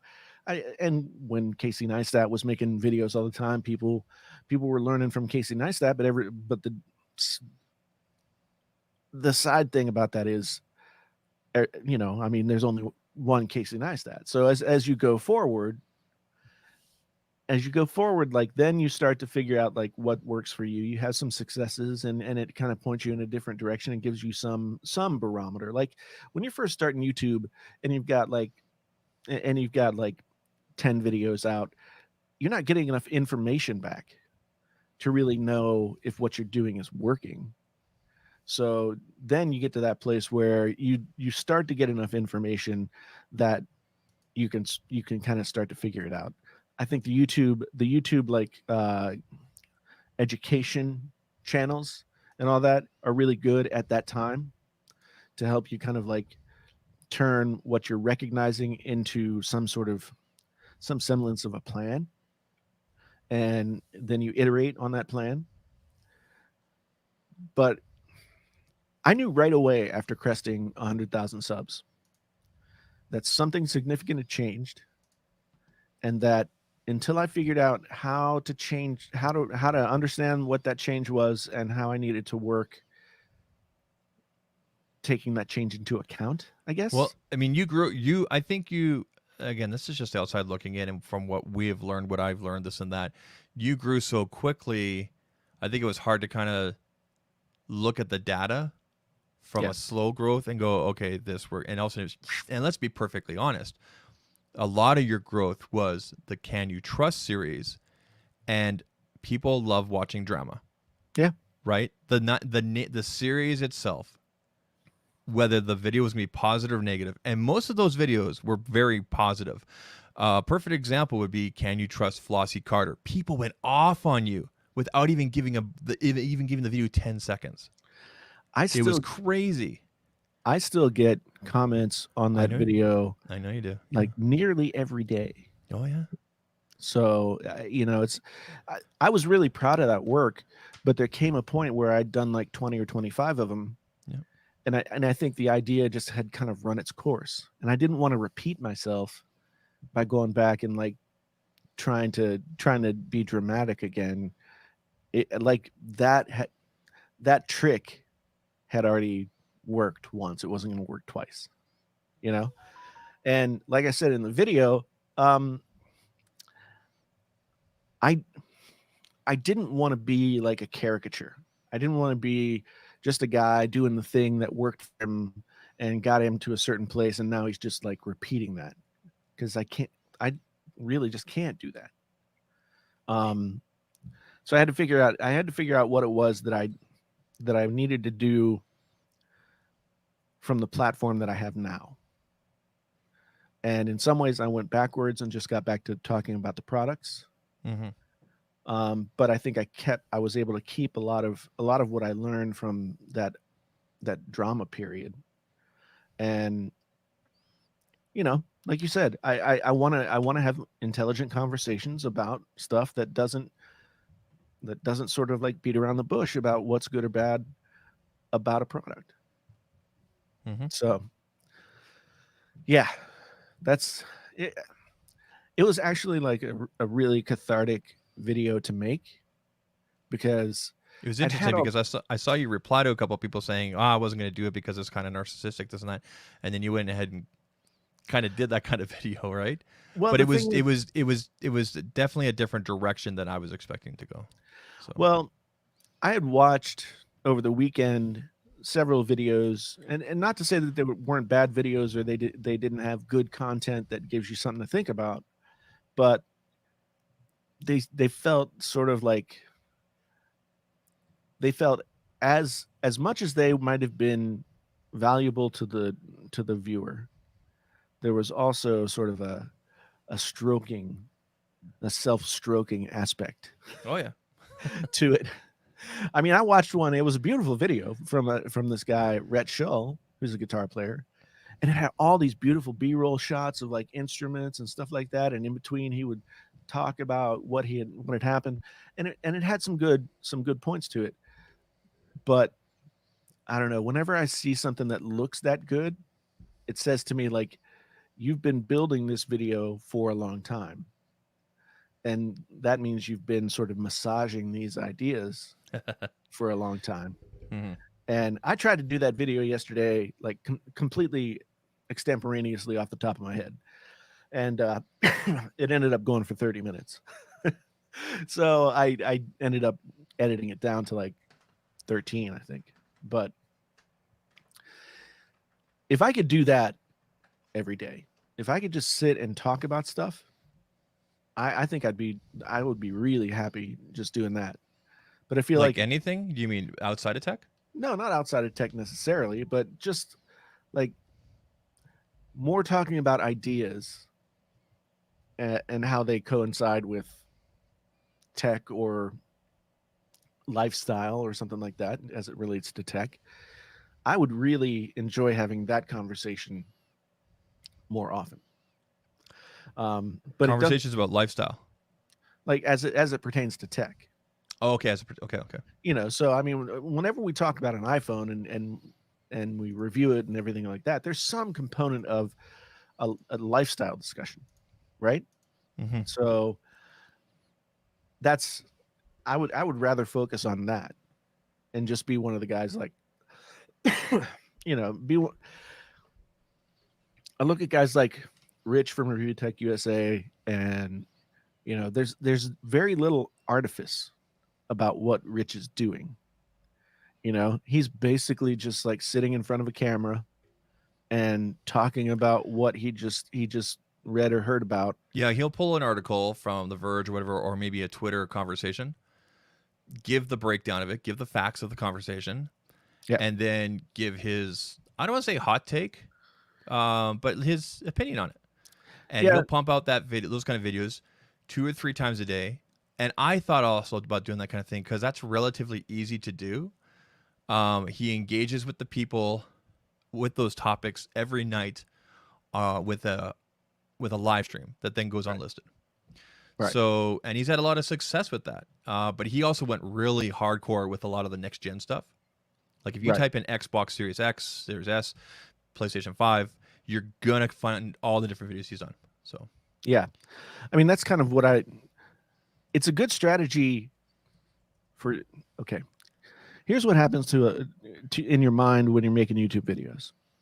You've got your audience and you've got the other people who watch your videos who might watch your videos every once in a while or whatever. If you make 5 AirPods Max videos, people start to get ticked off. But if you want to be the guy who shows up in search for AirPods Max, then you got to make 10 AirPods Max videos, right? And just continue just continue to iterate on that.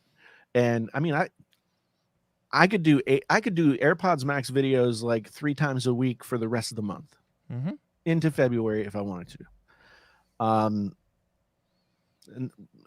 And one thing I used to do was I used to try and go for the dramatic thing, like I'm so done with blah blah blah. And then I would I shut down any opportunity I had to keep having that conversation because I wanted to get the clicks. And eventually I didn't get the clicks because people were just like, you say this all the time. And it was a fair criticism as much as I didn't want it to be. You know, I mean, what I was trying to communicate was not entirely what was getting across to people.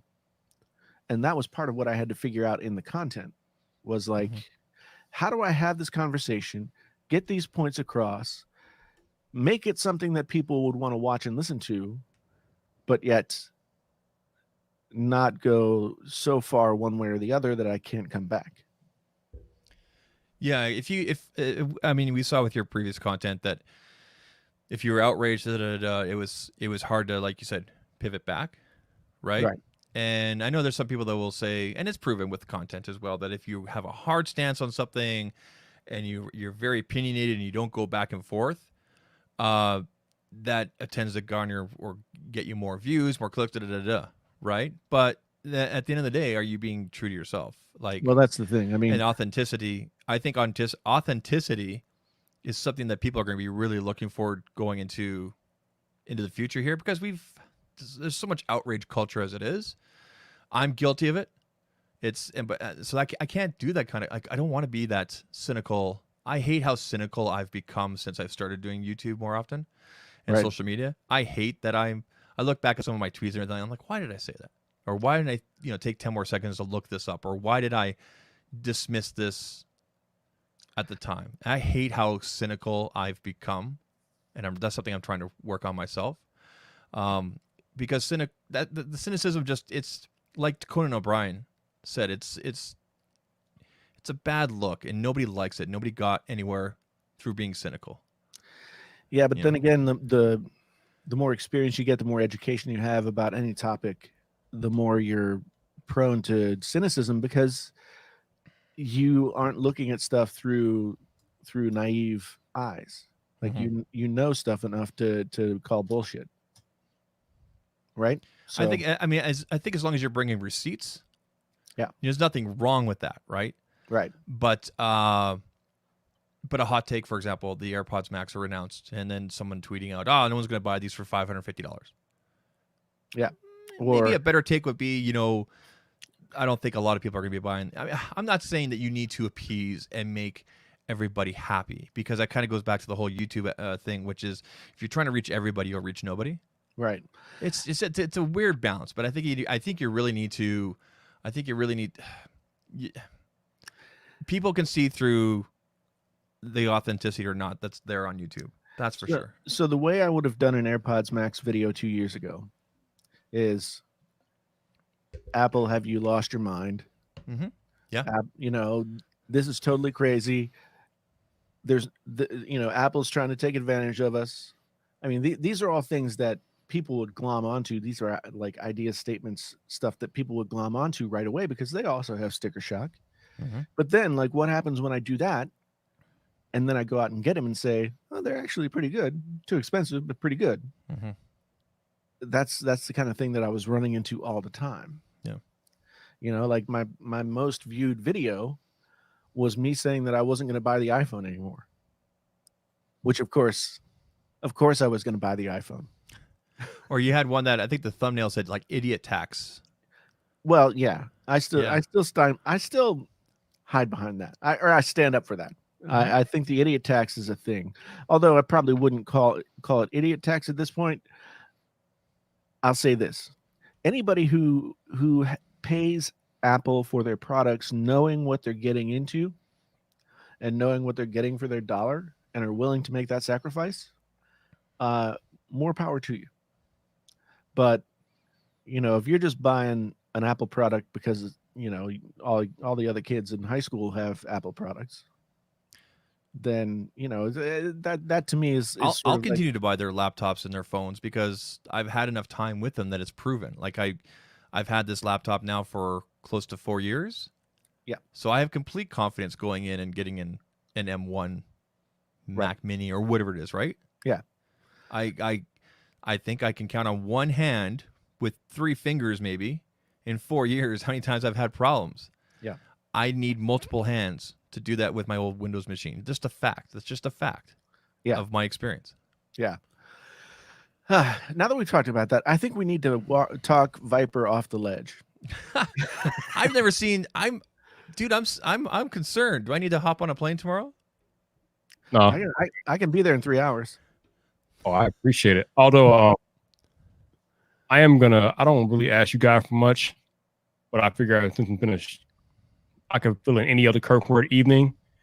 And I'm actually very close to a milestone on YouTube. If you guys can help me out, that would be cool. If you don't have to, but I am pretty much at the doorstep of 5,000 on the main channel. So if any of you guys out there in the chat, if you're into Apple content at all, or just technology in general, if you would check out the main channel, that'd be cool.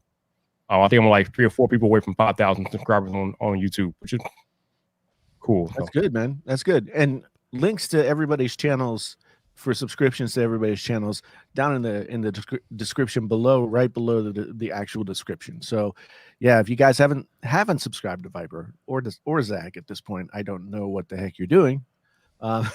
but you should subscribe to both of them because these guys make great videos, and yeah, that's one of the things I like about having this forum with you guys is that, I mean, we all have like the same general sensibilities about some stuff, but we're different enough that we can have conversations, and That's the key. yeah. Right there. yeah. So I think yeah, you definitely get Viper over 5K. Do it right now. There's We'd love to get 'em 170 people in here. Let's get him here there tonight. Yeah. So follow that link that Viper Zach put in the chat there. What are you exactly at right now, Viper? What's your exact number? I was 3 away. Not before I posted the link. So You 3 away? refresh, man. Refresh. still 3 away. Yep. Come Appreciate on, it. people. Thank you. What should we do? Turn around and head toward the end. Let's talk about a positive thing. Let's talk about Wonder Woman 84. Oh God. Didn't we talk about that already? We did. I'm just Okay. messing around. I'm just messing I around. need to know why. Okay. First off, Jason, why didn't you want to talk about Cobra Kai? Spoilers. I'm It's literally been out for 5 days. Season Alright. 3. Oh, the thing. not going to have any spoilers, No, we won't But- talk spoilers. but I watched the first, say, 7 episodes, Mhm. and I was just kind of over it. I knew everything that was going to happen. I knew at every point the nostalgia factor of it is no longer a factor, right? And while I enjoyed watching it to a certain extent, then I don't know. I'll say this. I know where you're coming from, Jason. There was a lot of plot armor in there. I knew when things were going to happen. The nostalgia pulled me back in. Unfortunately, I'm a sucker for nostalgia, honestly. On anything when it comes to products, services, whatever. Like I fall for that stuff. I like that. But I'll say this. It's not a bad season. No. I thought they dwelled a little too much on some things. I was questioning where some characters had gone. I know why they're not there. And I enjoyed season 2 more than season 3. It's not to say season 3 was bad. But they have announced there will be a season 4. Well, there has to be Yeah. for reasons that we don't want to. Yeah. Okay. So I think we are all in agreement about this then, because as I watched it when I finished the whole season, I definitely enjoyed season 2 more than season 3. The fights in season 2 were better than season 3 to me. There were more fights in season 3. I think they had like 2 or 3 fights per episode. Yeah, but none of them were the quality of season 2. So I mean, Yeah, it was really weird in the sense that like every episode paid off the formula, you know? And I think that what is his name? William Zabka, Yeah. Who plays Johnny Lawrence? who Yep. plays Johnny, yeah. Yep. Like if he wasn't on the show, then there would be nothing worth watching on the show. I wouldn't watch it without him. The show is called Cobra Kai. Yeah. And the whole idea is that this show is an expansion on the first 3 Karate Kid movies. They haven't talked about next Karate Kid, but they have talked to the actress that was in that. But the idea is to flesh out more backstory and reasonings and where these characters have gone since those first 3 movies. And there's a lot of callbacks. I don't know if you guys noticed this, but in season 3, when they did some flashbacks, there was actually some unused footage in there that we didn't see in the previous movies. I thought that was really cool. It was very quick, but it was really cool to see that. Yeah, and I think there were also some sort of like they mashed up some footage Yeah, they did. Yeah. so that they could sort of get that, like maybe Mr. Miyagi said this in one scene and Daniel said this in another scene, and they sort of pushed them together. Yeah. And so so in general, if you haven't got on it yet, it's on Netflix. There's 10 episodes. They're about 30 minutes to 45 minutes at most, I think. So, yeah. Jason, I'm in complete agreement.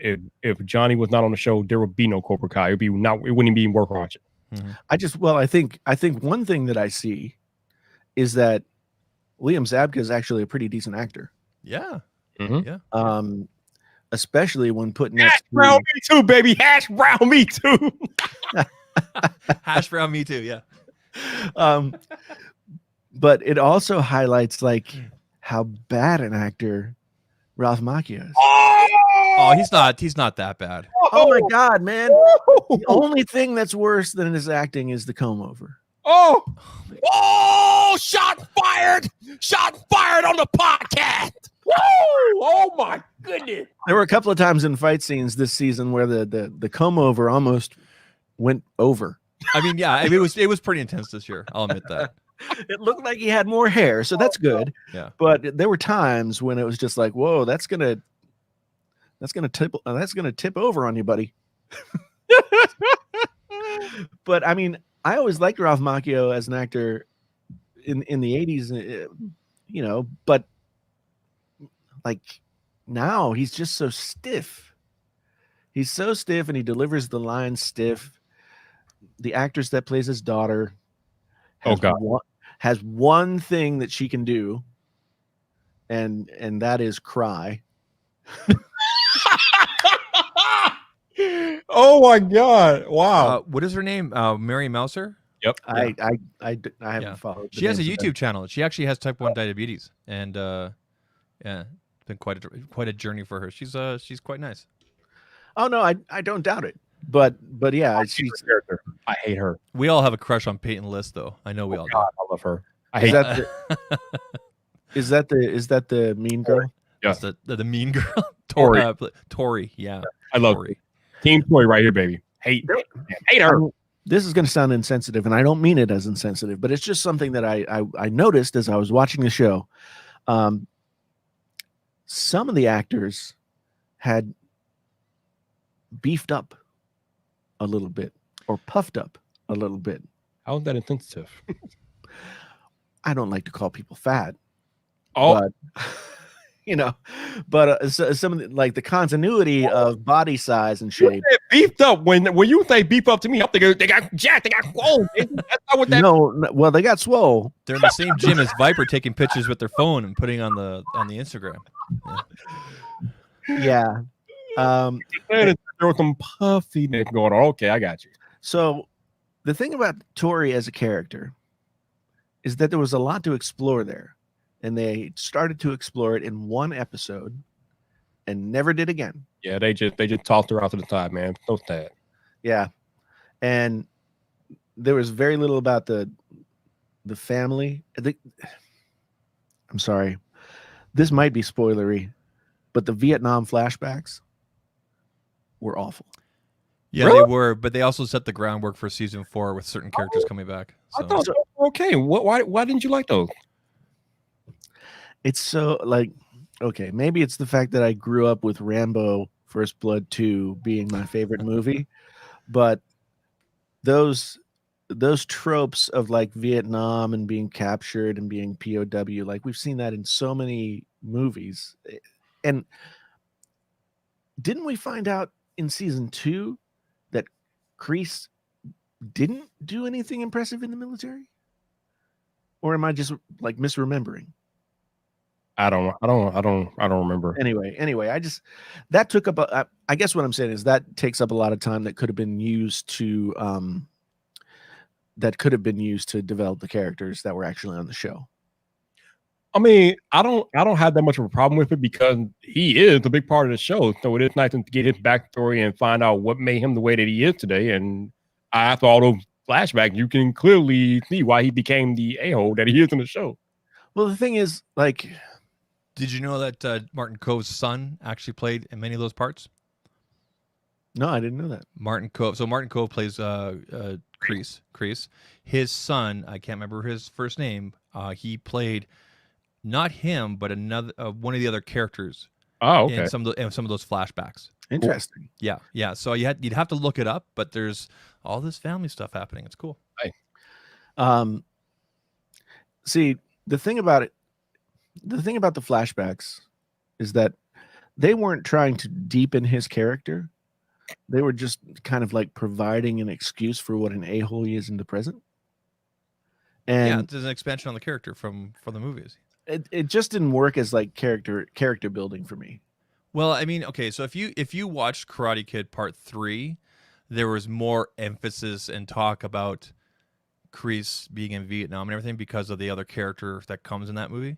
Okay. Terry Silver is the character's name, and I can't remember the actor's name, but anyway, because all the times you saved me in Vietnam, Kreese, I guess I and- haven't seen that Karate Kid. Karate Kid 3 it's a special gem, but it's still it's still acknowledged, and it has been acknowledged in past seasons. So the part in season, I think it was 1 or 2, where Ralph Macchio's character Daniel says, I was once part of Cobra Kai.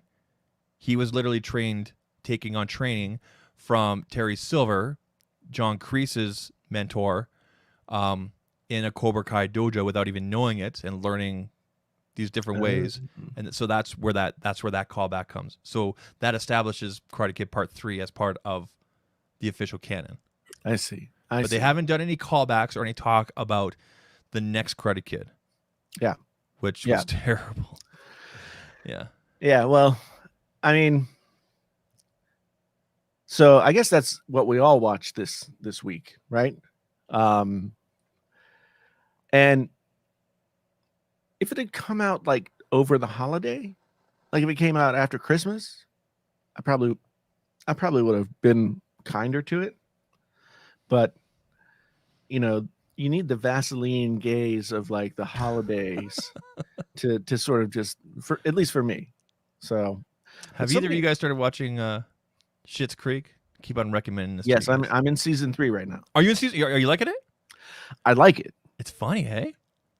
It is. Here's a little thing. In season 3, I'm noticing that they're sort of like they're kind of the start of retelling season the 3 same jokes. That opening part of season 3. Remember when that's hilarious. Oh my God, why are you in here? Anyway, so you got Daniel Levy and Eugene Levy's father son. Right. Twyla is actually Eugene Levy and Daniel's sister daughter. There's a lot of family on that show.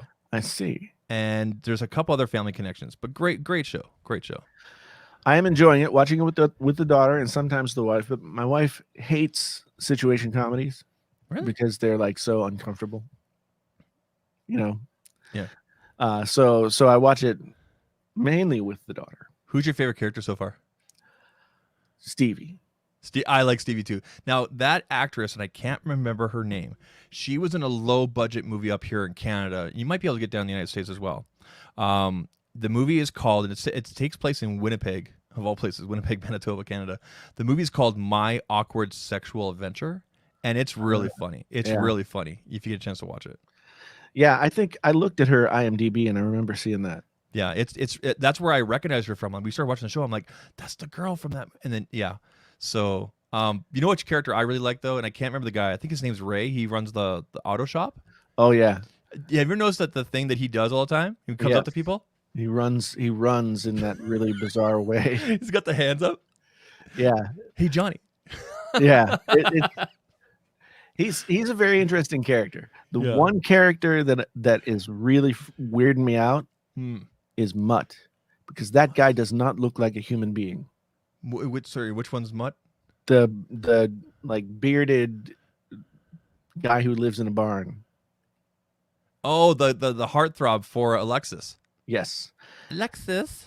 His face looks like it's made out of molding clay. It's really bizarre. And it creeps me out. And it was even worse when he shaved his beard off. Yeah, it was. I didn't recognize him at first. I'm like, who's that? Right. So yeah, but they brought a mannequin in. Yeah. I'll tell you.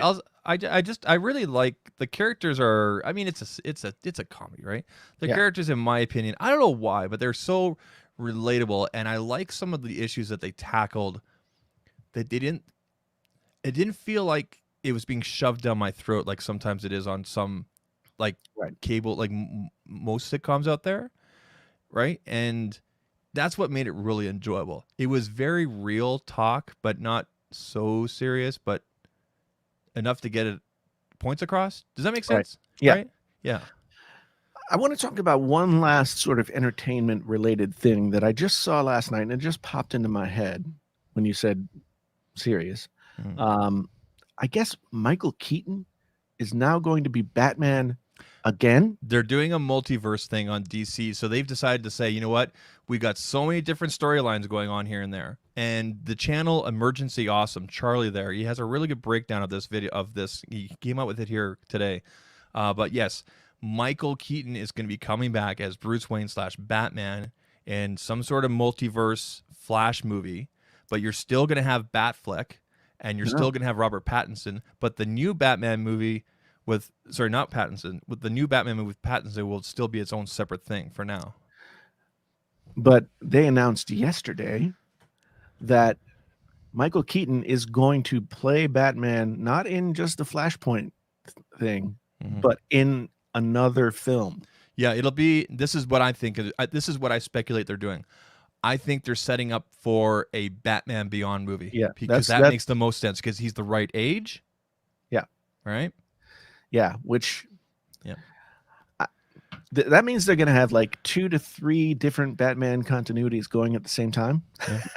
Batman is life. I'm okay with this. I'm okay. I'm okay with this too. I mean, it embraced the cluster F that the DCU has been. Okay, let's bring it all together. Well, and there was some potentially bad news yesterday as well that I saw.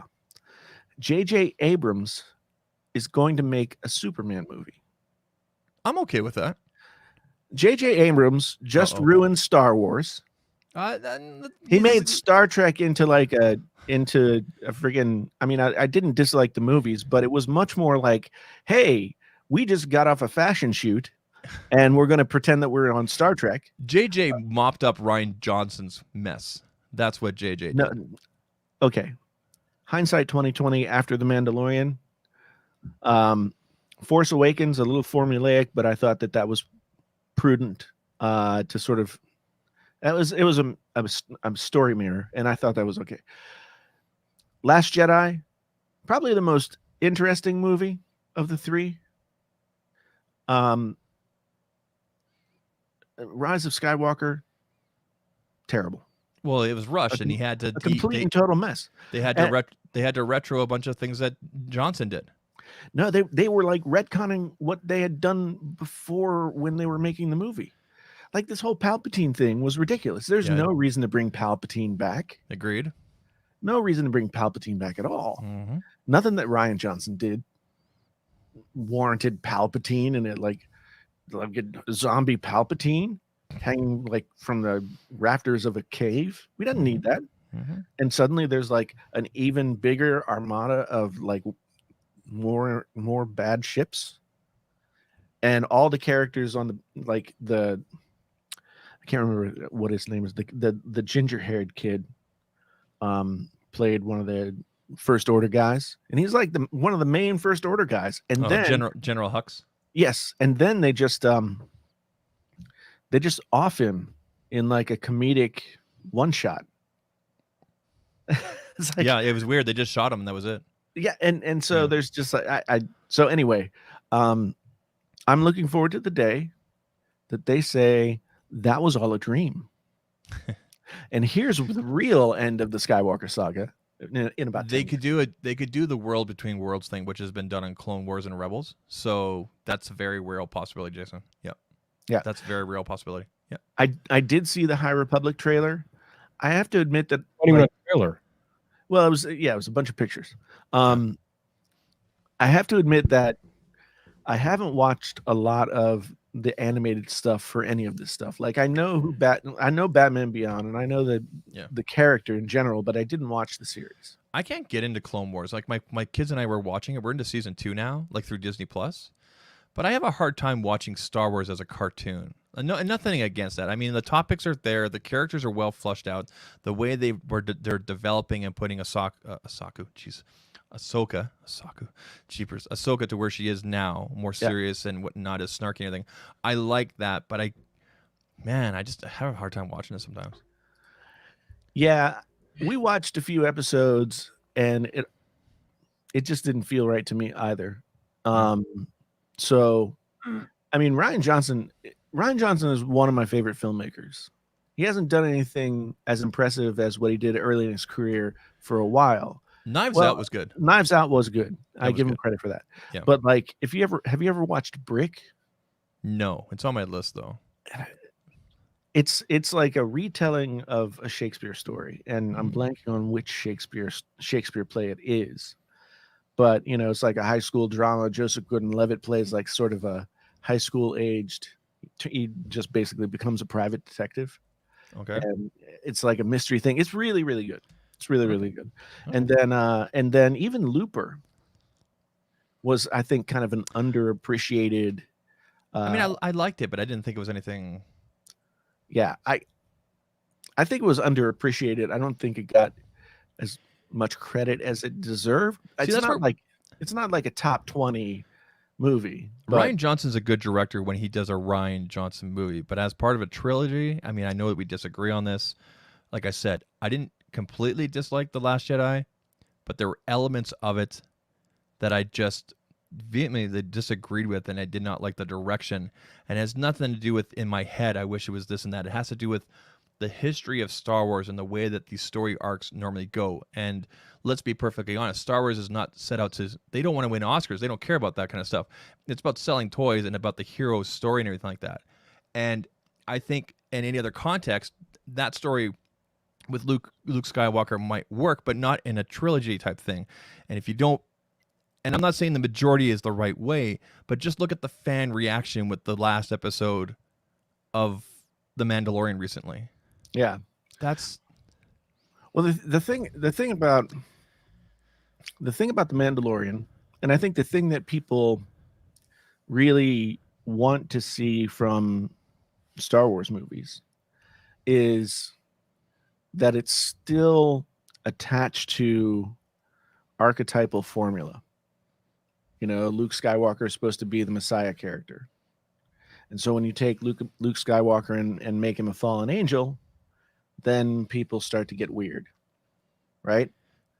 So even though in terms of the continuity of Star Wars, like Obi-Wan Kenobi failed Anakin, right? So then Luke fails Kylo Ren. That makes sense. And what did Obi-Wan Kenobi do? He went and hid in a cave in a desert.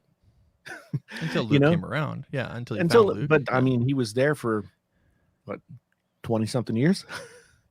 He was there for like 20 years. And we're going to get more context of that with the Kenobi series, which I'm really looking forward to.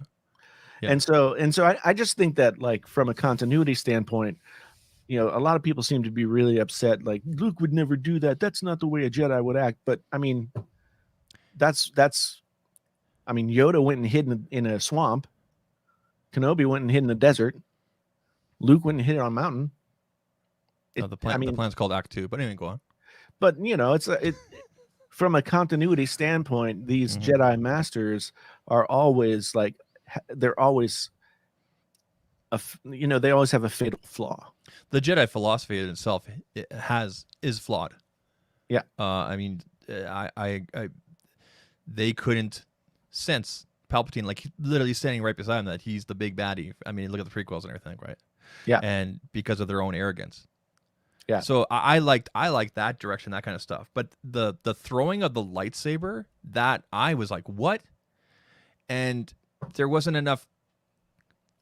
I don't know. Like I said, there were elements of that I just I really thought kind of spit in the face of the fans.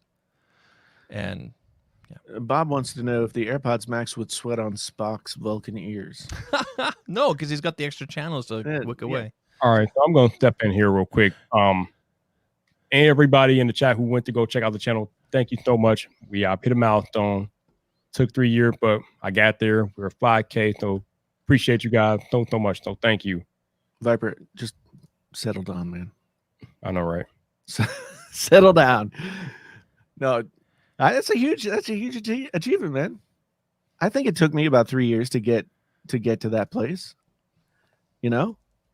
So all I'm saying with that being an example is, you don't know what's coming up next. Yeah. Normally I'll be more excited, but like I said, I wanted to hit 100K last year and failed miserably. And between that and tonight, I'm just not really feeling it. But hey, it's the milestone, so I'm gonna celebrate it. You guys made plenty of milestones last year. Quit looking at numbers. I think you need to look at the guests that come on your show, Viper. Honestly, seriously, can anybody else who does podcasts or live streams on YouTube say they had? I just, do you mean like give yourself a pat on the back, please? I do. Yeah, I think it's true. That's part of what I was saying in that video yesterday too. Is like, I mean, definitely, if you would have asked me at the beginning of 2020 if I would hit 200,000 subs by the end of 2020, I would have said, Jesus, I hope so. Because I was only like 25,000 away. But I'm still not there yet. However, I feel a lot better about the videos that I'm making. And, you got to go through those periods.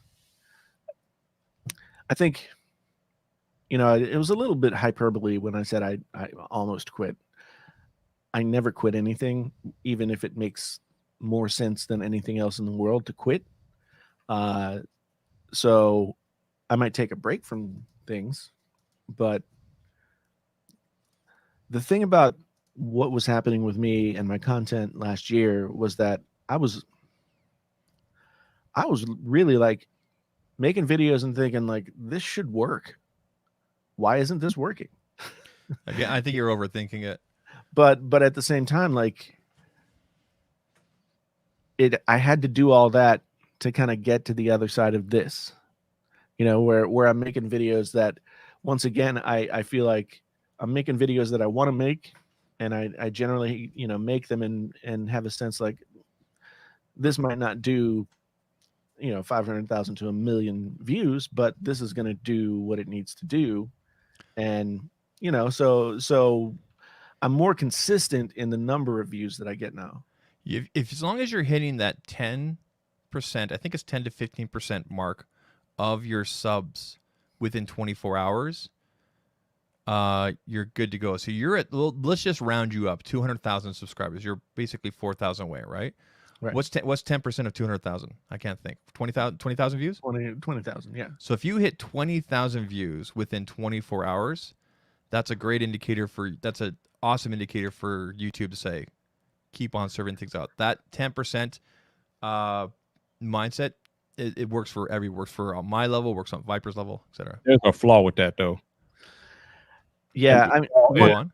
Once you start getting to like 10% of 200,000, like, and then it's, so I typically get between, right now, on average, there's a few outliers, but right now, over the past few months, I've been getting like between 15 and 20, a lot of those over to like 50 and 60 and 70, that kind of thing. But I don't average 20,000 views in the first 24 hours. Yeah. And there's a reason for that, because only a handful of your near 200,000 subscribers actually get the notification when you put out a video. Yeah. I mean, it might be less than 10% to actually get the notification. So you can't really follow that rule because not everybody gets the notification. The context of the 10% rule is if you're looking for super growth, like, do you know what I mean? Yeah. I guess that's the best word to put it. Our friend Roberto's put it best way that way. So it's a good thing to strive for. But like Viper said, depending on how your videos get served and the way it gets served out, your videos get served out as, here's a little YouTube hack or something that maybe not a lot of people don't know.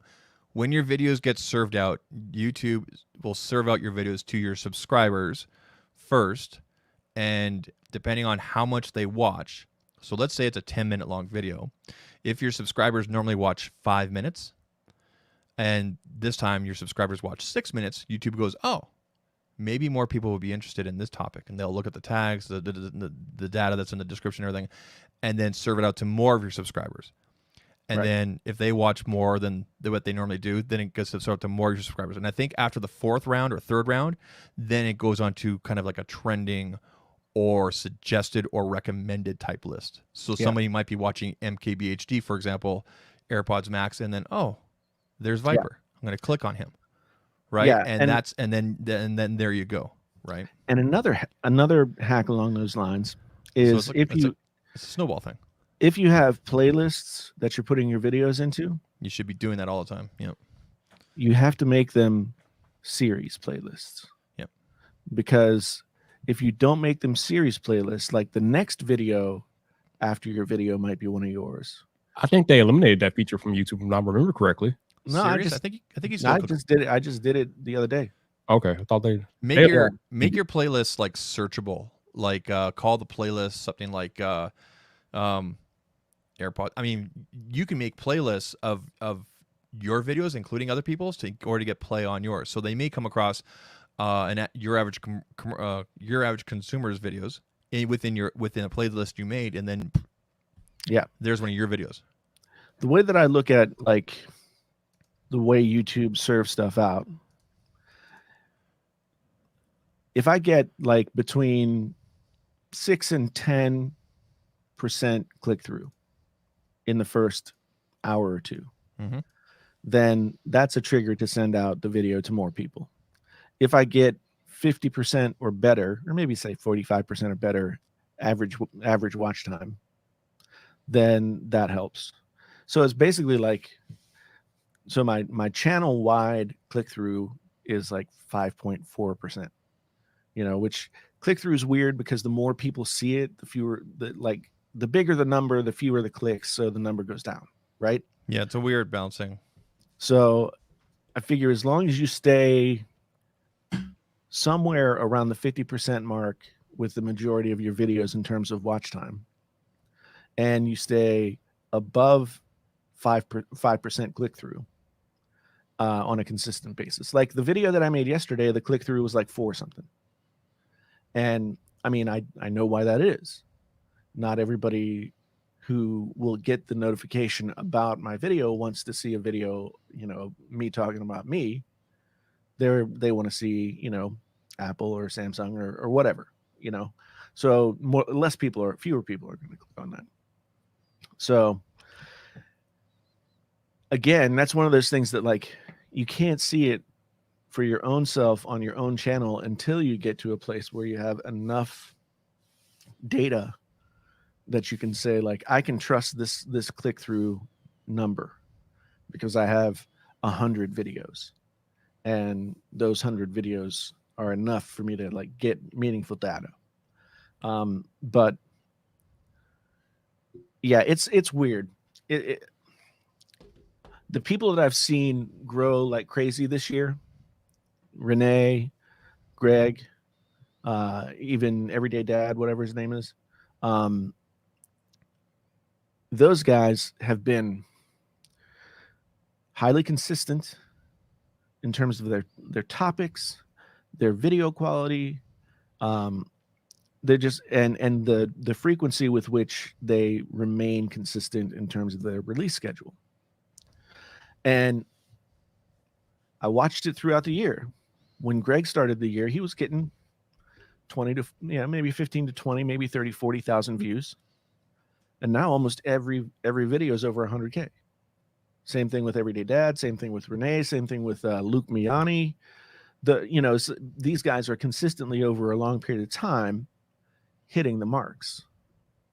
They're not straying too far off topic. They're not, they're focused in on what they talk about. People know that they should expect that kind of thing. That makes people want to click when they see a new video came out.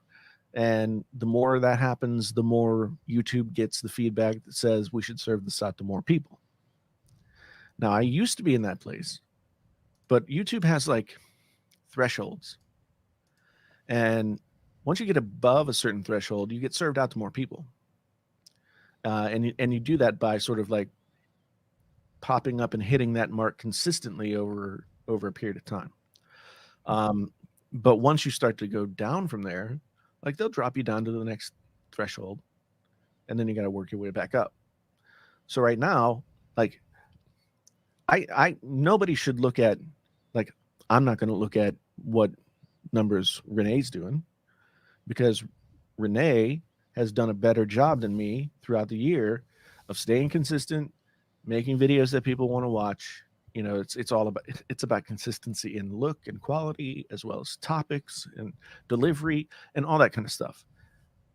So I see that, and I recognize what it was like, what I was doing when I did that and was there myself.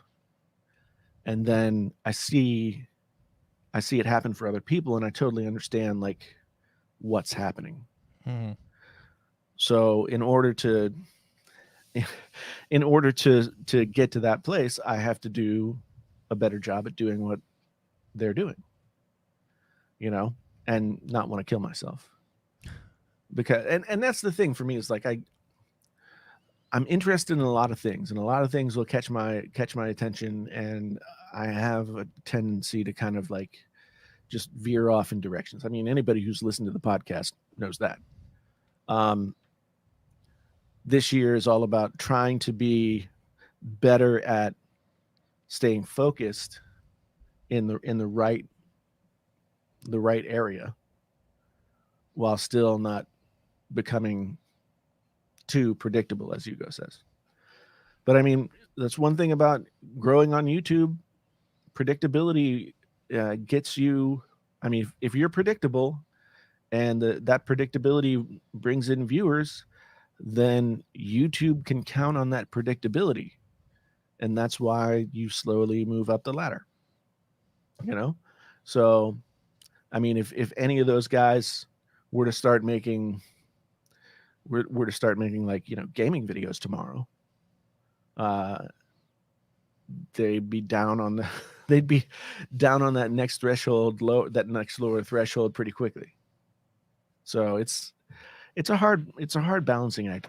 I mean, the algorithm does change from year to year, but I think like the core concepts that you have to employ with the algorithm stay pretty much the same. If you look at it from, Roberto likes to talk about this many times. So of other educators, this and that, YouTube educators, have you ever heard someone that uses YouTube, like a viewer, complain about the algorithm? No. I mean, I could tell you 99% of the time, once I watch a video, the one that's right below it and recommended, I'll probably watch that one as well, because it looks like it's something. I actually don't watch some videos that I might want to watch, because I know if I watch that video, I'll get like bombarded with other videos on that topic. Yeah, I did that one time. I once clicked on, I can't remember what it was, but I kept on getting these other suggestions, and you finally had to tell YouTube, no, I don't want to see this anymore. Yeah. But I mean, if you start also looking at the algorithm from the point of a viewer, unless you're doing topical stuff, like what's the topic of the day kind of thing, what's kind of like Twitter trends is a good way to look as well, Google Trends, the growth will be small, right? So that's how YouTube has generally been for the last few years. Is you either topical, like current, like what is everybody searching right now? Like tonight, everybody's gonna be searching Dr. Dre. Yeah, which is terrible. I did want to talk about that. My mom had sometimes brain aneurysms can present as strokes, but are actually brain aneurysms clinically. My mom had one 7 years ago. She was in a coma she was in an induced coma for 2 months. And she's older, but she's back, to pretty much normal function compared to where she was when she first started, rehabilitating. But this is weird. So we've seen all of these younger guys, like 40s, 50s, having heart attacks and dying. Like all these people, these politicians. And now we see Dr. Dre had an aneurysm. I mean, a terrible story about Jeff's brother, High Favorite Review's brother, who had something similar happen. He had a stroke on New Year's Eve during his stream. Yeah. And as far as we know right now, I'm going based off of the public information that Jeff has put out there. He is recovering, but it's a stroke, right? Yeah. I mean, we don't obviously we don't know this. We don't know the severity. I don't know how old Jeff's brother is, but I believe he's in his late 30s or early 40s. Yeah, I feel like I remember Jeff saying he was his older brother, but not by much. They're close. Sounds like a year or two or something like that. Yeah. Yeah. So I mean, that's one thing that I've heard that medical places have seen. Medical places is that like the politician, the congressman from Pennsylvania, who was like 42, I think. He had COVID, got better, had a heart attack, and died. And that's happening like really frequently. I mean, I feel like I'm seeing at least one story like that on a daily basis from people who are like, somewhat high profile. So it's got to be happening more frequently from, in just everyday life. And, me being the age that I am, it like kind of scares the crap out of me. but we got to appreciate life while we have it. We can't be messing around, man. If you got something that you want to do, you got to get it done. Shoot your shot. Go for your dream. That's true. Don't take life for granted because tomorrow is not promised. Yeah. No, you're absolutely right. I mean, I wish, of course, Jeff's brother all the best. Yep.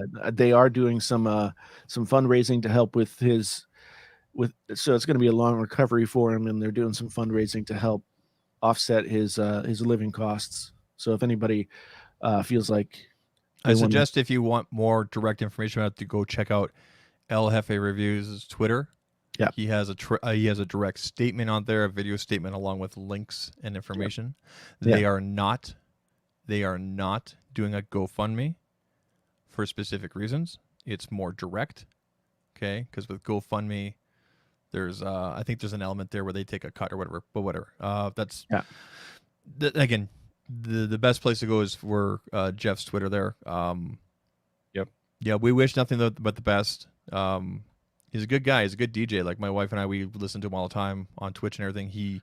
When everything got shut down last year, he went from doing 5-6 shows a night or 5-6 shows a week to he had to quickly adapt, and he grew huge and has been doing great things on Twitch and everything. Yeah, and he's a really fun DJ and everything like that. So it was weird on New Year's Eve. I was like, I could have sworn he just went live, and I went to the Twitch stream and he wasn't there. And then I saw a tweet from Jeff, and I thought to myself, oh God, I hope something didn't happen. Something did happen, but luckily, Jeff and his wife were there, and they sprang into action. So yeah. Bob's on fire tonight, by the way. With he's got all kinds of AirPods Max jokes. All right, we have been putting it off for 2.5 hours, Jason. So can we now discuss Clubhouse a little bit? Sure. Okay. I don't know anything about it. Okay. Zach just sent me a link to get in. So we don't need to get into the weeds. We can talk about the principles of it. So basically, Clubhouse is basically the audio version of Twitter. It is literally audio only. There's a bunch of different rooms and things like that. Jason, it kind of reminds me of the chat back in the early 90s when you used to have those specific rooms that you can go to like on Yahoo and like AIM stuff. Yeah. Well, think about it like that, but only audio. You can only use your voice and things like that. In the Clubhouse app, there is no recording. So whatever conversation is going on, it stays there and it dies there. You can't record it. I think some rooms are recorded, but if they are recording, they have to let you know that the room is being recorded. But normally they're not recorded. Does screen recording work? Does anybody try that? Yeah, see, that's the thing. I think anybody could screen record and get the audio. So even though it's not saved by the app may not allow that because I don't know if that's gonna. I'm not sure, but I would guess that that's probably not even a thing. The best way to describe this app, somebody could take the audio that's going on and just hold it up to another microphone. Yeah. I mean, obviously there's a way to get around it, but the rule of the app is that there is no recording. Like that's the rule. The best way to describe the app is this: you're looking down a hallway, and in the first door to the right is a room, and they're talking about politics, and then the door on the left, they're talking about cooking, and the door further down on the left, they're talking about YouTube. So there's different rooms that people set up, whether they're public or private or semi-private or just for people they know. And you have moderators, and by the way, this app is only available through iPhone. I don't know if it's iPad as well, but iPhone for sure. Yeah, thank you. So. Yeah, and it's connected with your phone number. You have to get an invite for now because it's very much still in its infancy and beta. There was a surge of it earlier last year, and then it kind of died down because, again, they're trying to stabilize things. It's audio.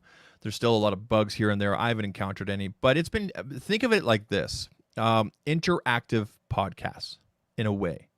But I'll tell you this, much like Twitter, Facebook, TikTok, Snapchat, whatever, there's definitely an echo chamber negative side of all this. I've gone into some rooms where the room might be called Marketing 101 for Instagram, and they're talking about doing likes for likes and share for share, and I'll click your link, and I'm just like, holy shit. Yeah. You don't know what you're talking about. There is so much crap on there. So, and like I said in my tweet earlier this evening before we went live, I need to find the right rooms because there are so many people on there that should not be talking about things that they're talking about. And I think that's the key to social media as a whole. One of the cool things about social media, especially the way it's set up now, is that it allows you to curate what you get. So on my Twitter, I mostly follow tech people. Obviously, other people, whatever their interests are, they can curate their Twitter to cater to those interests. So it's all about you and how you curate it.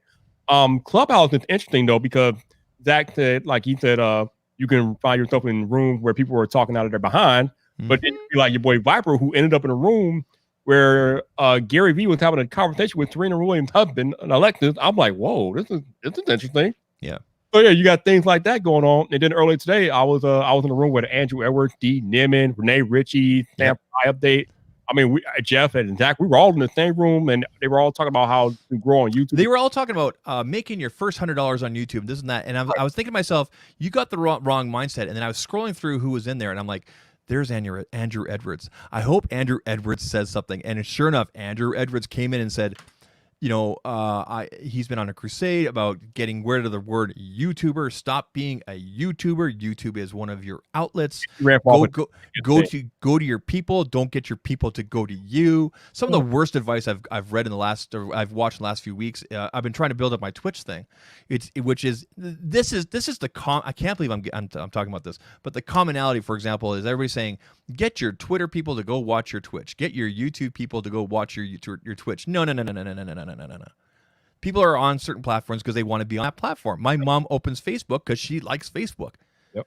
My dad opens up the Hub because he likes the Hub. You know, I always say when a big time creator try to promote other people's other YouTubers on Twitter, I'm like, that's not going to work. Yep. You do it on your YouTube channel, then it will work. But if you try to promote them on Twitter, it's not going to work because people on Twitter like that. It's a be on Twitter. Yeah, but it's amazing after what Andrew said, how everybody that at least had open mics, everybody's like, oh, never thought about. Well, yeah, and so again, I'm gonna have to obviously make my own room or something like that for some things or whatever. But I'm looking forward to hopefully Andrew Edwards has a room. I'm hoping that Renee Ritchie has a room. I don't. But here's the thing, though. I don't. Yeah. Maybe Andrew Edwards might have a room. I cannot see Renee Ritchie having a room just because Clubhouse is a time suck. Oh yeah, totally. You can get lost in there and completely forget about whatever it is that you're actually trying to accomplish in the real world, listening to some people. I don't think I'm going to use it that much, except for downtime at work, because it's going to take me away from creating content. And I'm on a damn mission this year to create as much content as possible. So when I'm outside of work, I'm not going to have much time for Clubhouse. And I think that's where a lot of us are going to kind of flip it off into the side, because it's going to take us away from doing what we do. And I don't know about y'all, but I ain't got time for that. I don't think Jason's gonna like it too much, because I think Jason's gonna be in there for a second, listen to some stuff, and he don't like it. He's gonna be done. Yeah, though. It's still very much in its infancy. You have to have an iPhone. You have to get an invite. Now, depending on how often, like Viper and I interact, whether we talk or not or listen, we may get more and more invites. Don't bug me for my invite. I already gave it to Jason, and like Viper said, I was on there. I was gonna take a shower before tonight's show, and I was in there, and next thing I knew, it was 15 minutes before the show, and I'm like, crap. Right? Yeah. I thought I smelled something. Hey. Yeah, I don't think Jason's gonna like it though, to be honest with you. I mean, you guys might not know this, but I have such a low threshold for bullshit. Yep. You would have going already. We knew this. I might like it just because I'll go in there and shout people down. No, the thing is, you really can't, because the way they run it is that when you go into a room, each room has moderators. When you first enter a room, unless the moderator is the one that brings you into the room or whatever, you are in the audience. So all you can do is listen. You can't really say anything. But if you have a question and you want to come to the stage, then you raise your hand or whatever, and then the moderator has to bring you on stage. Then you could talk and things like that. But you just don't go into a room and just speak to people. When you go into a room initially, you are in the audience. So, but yeah. But my problem with it is that sometimes you'd have maybe 30, 40 people on stage, and these fools forget to mute their mic, and I'm so annoyed. Oh my god! I need. Where's your mic? I can definitely see an increase in microphones to Lightning, so that. But I don't know if that would cancel out the speaker. But anyway, you can definitely tell some people are using like their AirPods mic and like because it does sound better and everything like that. So. Right. If you're gonna take part in one of these things and everything, with either sitting back and you're listening, or if you're gonna take part, make sure you're in a quiet room. There's a couple of rooms where I went into. There's people screaming in the background. That okay, Baby. no, Oh, I don't want to hear your baby screaming. I went through that already. I'm done with that. seriously, kids are nice, but please don't have them. Like, if you can't like live stream or you can't chat in a quiet environment, just don't do it. Bob Speaking Grimes of is on gay- fire tonight. He is. Jeez. It's pretty. We love you, Bob. It's pretty impressive, actually. So I would before Jason goes, I would say my whole takeaway from Clubhouse is that it has potential, but I don't think it's something I'm going to be on a lot. To be honest with you, I like. Again, I agree. I totally agree with you, Viper. I definitely like it. I hope it goes in the right direction because unlike Twitter, you get proper context for the way that people talk or the nuances and whatnot. The way that Viper writes a tweet may be read by one way or another. Right. So I think there's definitely potential there, but you got to find the right rooms, and because you can definitely get sucked into these echo chambers of people just spouting off just stuff. Like I expected this one room when I went into it. I wanted to hear some real things about Instagram growth. Like I have a general idea how to grow Instagram, but they're all talking about, okay, what's your handle? Okay, I'll go like all your stuff right now, and I have you on notification. Okay, that's not how you grow. That room that we were in, Zach, the YouTube review, the moderator comes over. Make sure you follow all the moderators and go like that stuff. Like, bro, no, it doesn't work like that. What are you talking about? No, I'm not gonna follow you just because you're a moderator. Shut up. You talk too much. Yeah, no, that's not. I don't want empty subs. I want people that are going to engage. Yeah, exactly. Yeah. So. Retail Tech had a suggestion for Zach about taking his phone into the shower. Here's I did take it to the ocean and into the swimming pool when I was in Mexico last year. It was great. See, this is a generational thing because even phones have been waterproof for how long now? Yeah, like a long time, and it has never occurred to me to take my phone into the shower. I mean. When I take a shower, I need to concentrate on that shower. Okay, I want to get things clean.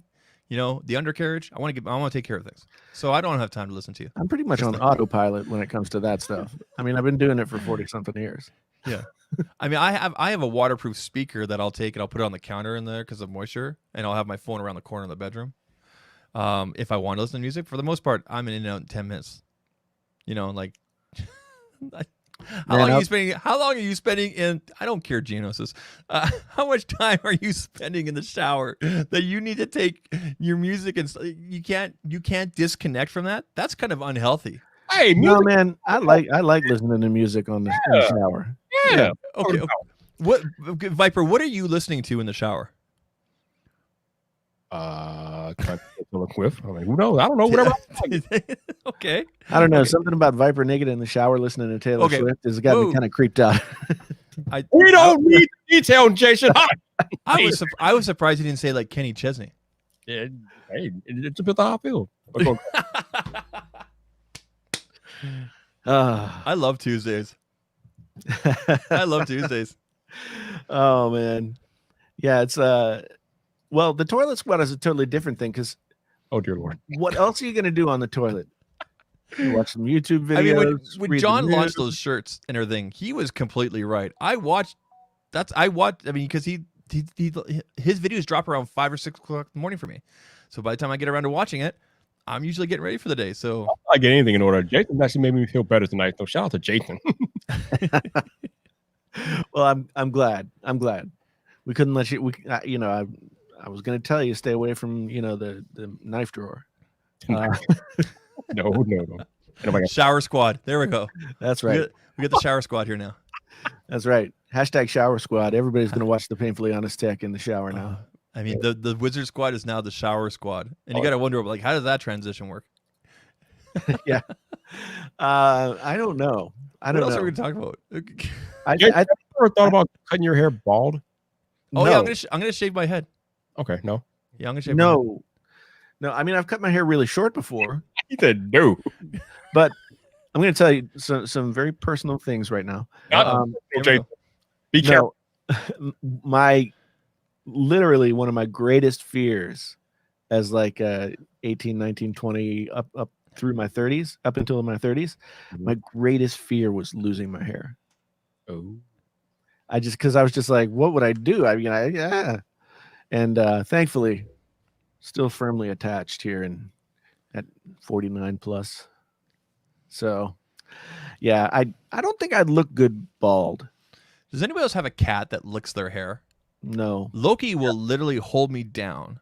Mine used to And- do. I had one. Yeah, and he'll growl at me if I'm like, hey, you're getting a little too rough. Because he goes really rough around here, and you can see the red marks sometimes. He'll growl. I should get it on video one of these days. It's amazing. I think it's some type of sign of affection from cat when they lick you. It's He trying to- does it especially after I get out of the Means shower, and you're- I'm like, yeah, it's weird. Well, so same thing happens to Teresa, where the cat, she'll like get out of the shower and put on like, lotion, and the cat will go crazy, like licking her legs. Oh So- my God. It's creepy. Cats are creepy. I caught Loki licking my deodorant one time. I had to put that up higher. I've got a great way to end this podcast. This whole thing has gone off the deep end. So you just brought back a memory for me. So here we are. We're back in 1991, 90, 1991. Is this post or pre-stalking Teresa? This is pre. Okay. I was living in an apartment with the brother of the guy who was the guitar player in my band at the time. He was my age. We'd graduated high school together. He had gone off to Rochester Institute and came back after a semester. This was my first year in college. I lived by myself in an apartment first semester, and then there was some really weird stuff. It's a longer story than that. Okay. There was some weird stuff at the apartment the apartment building that I was living in. Like this guy pulled a knife on somebody. It was just really bizarre. We moved in together after the semester break, and eventually 3 or 4 of our friends moved in with us. And now this was literally like a bedroom, a middle room, another bedroom, and a bathroom. That's how big the apartment was. And after my friend Curtis moved in, and Curtis is the guy, I still play video games with Curtis like multiple times a week. We've known each other since 1989. Curtis was kind of an earthy, crunchy hippie dude, punk rocker, which is weird, but he had this all natural deodorant that came in the form of like something that looked like a hunk of amber. Weird. Okay. Right? Yeah. And so while you were in the shower and right after you got out and you were still damp, you were supposed to rub it, and it would get wet and it would do whatever it was going to do.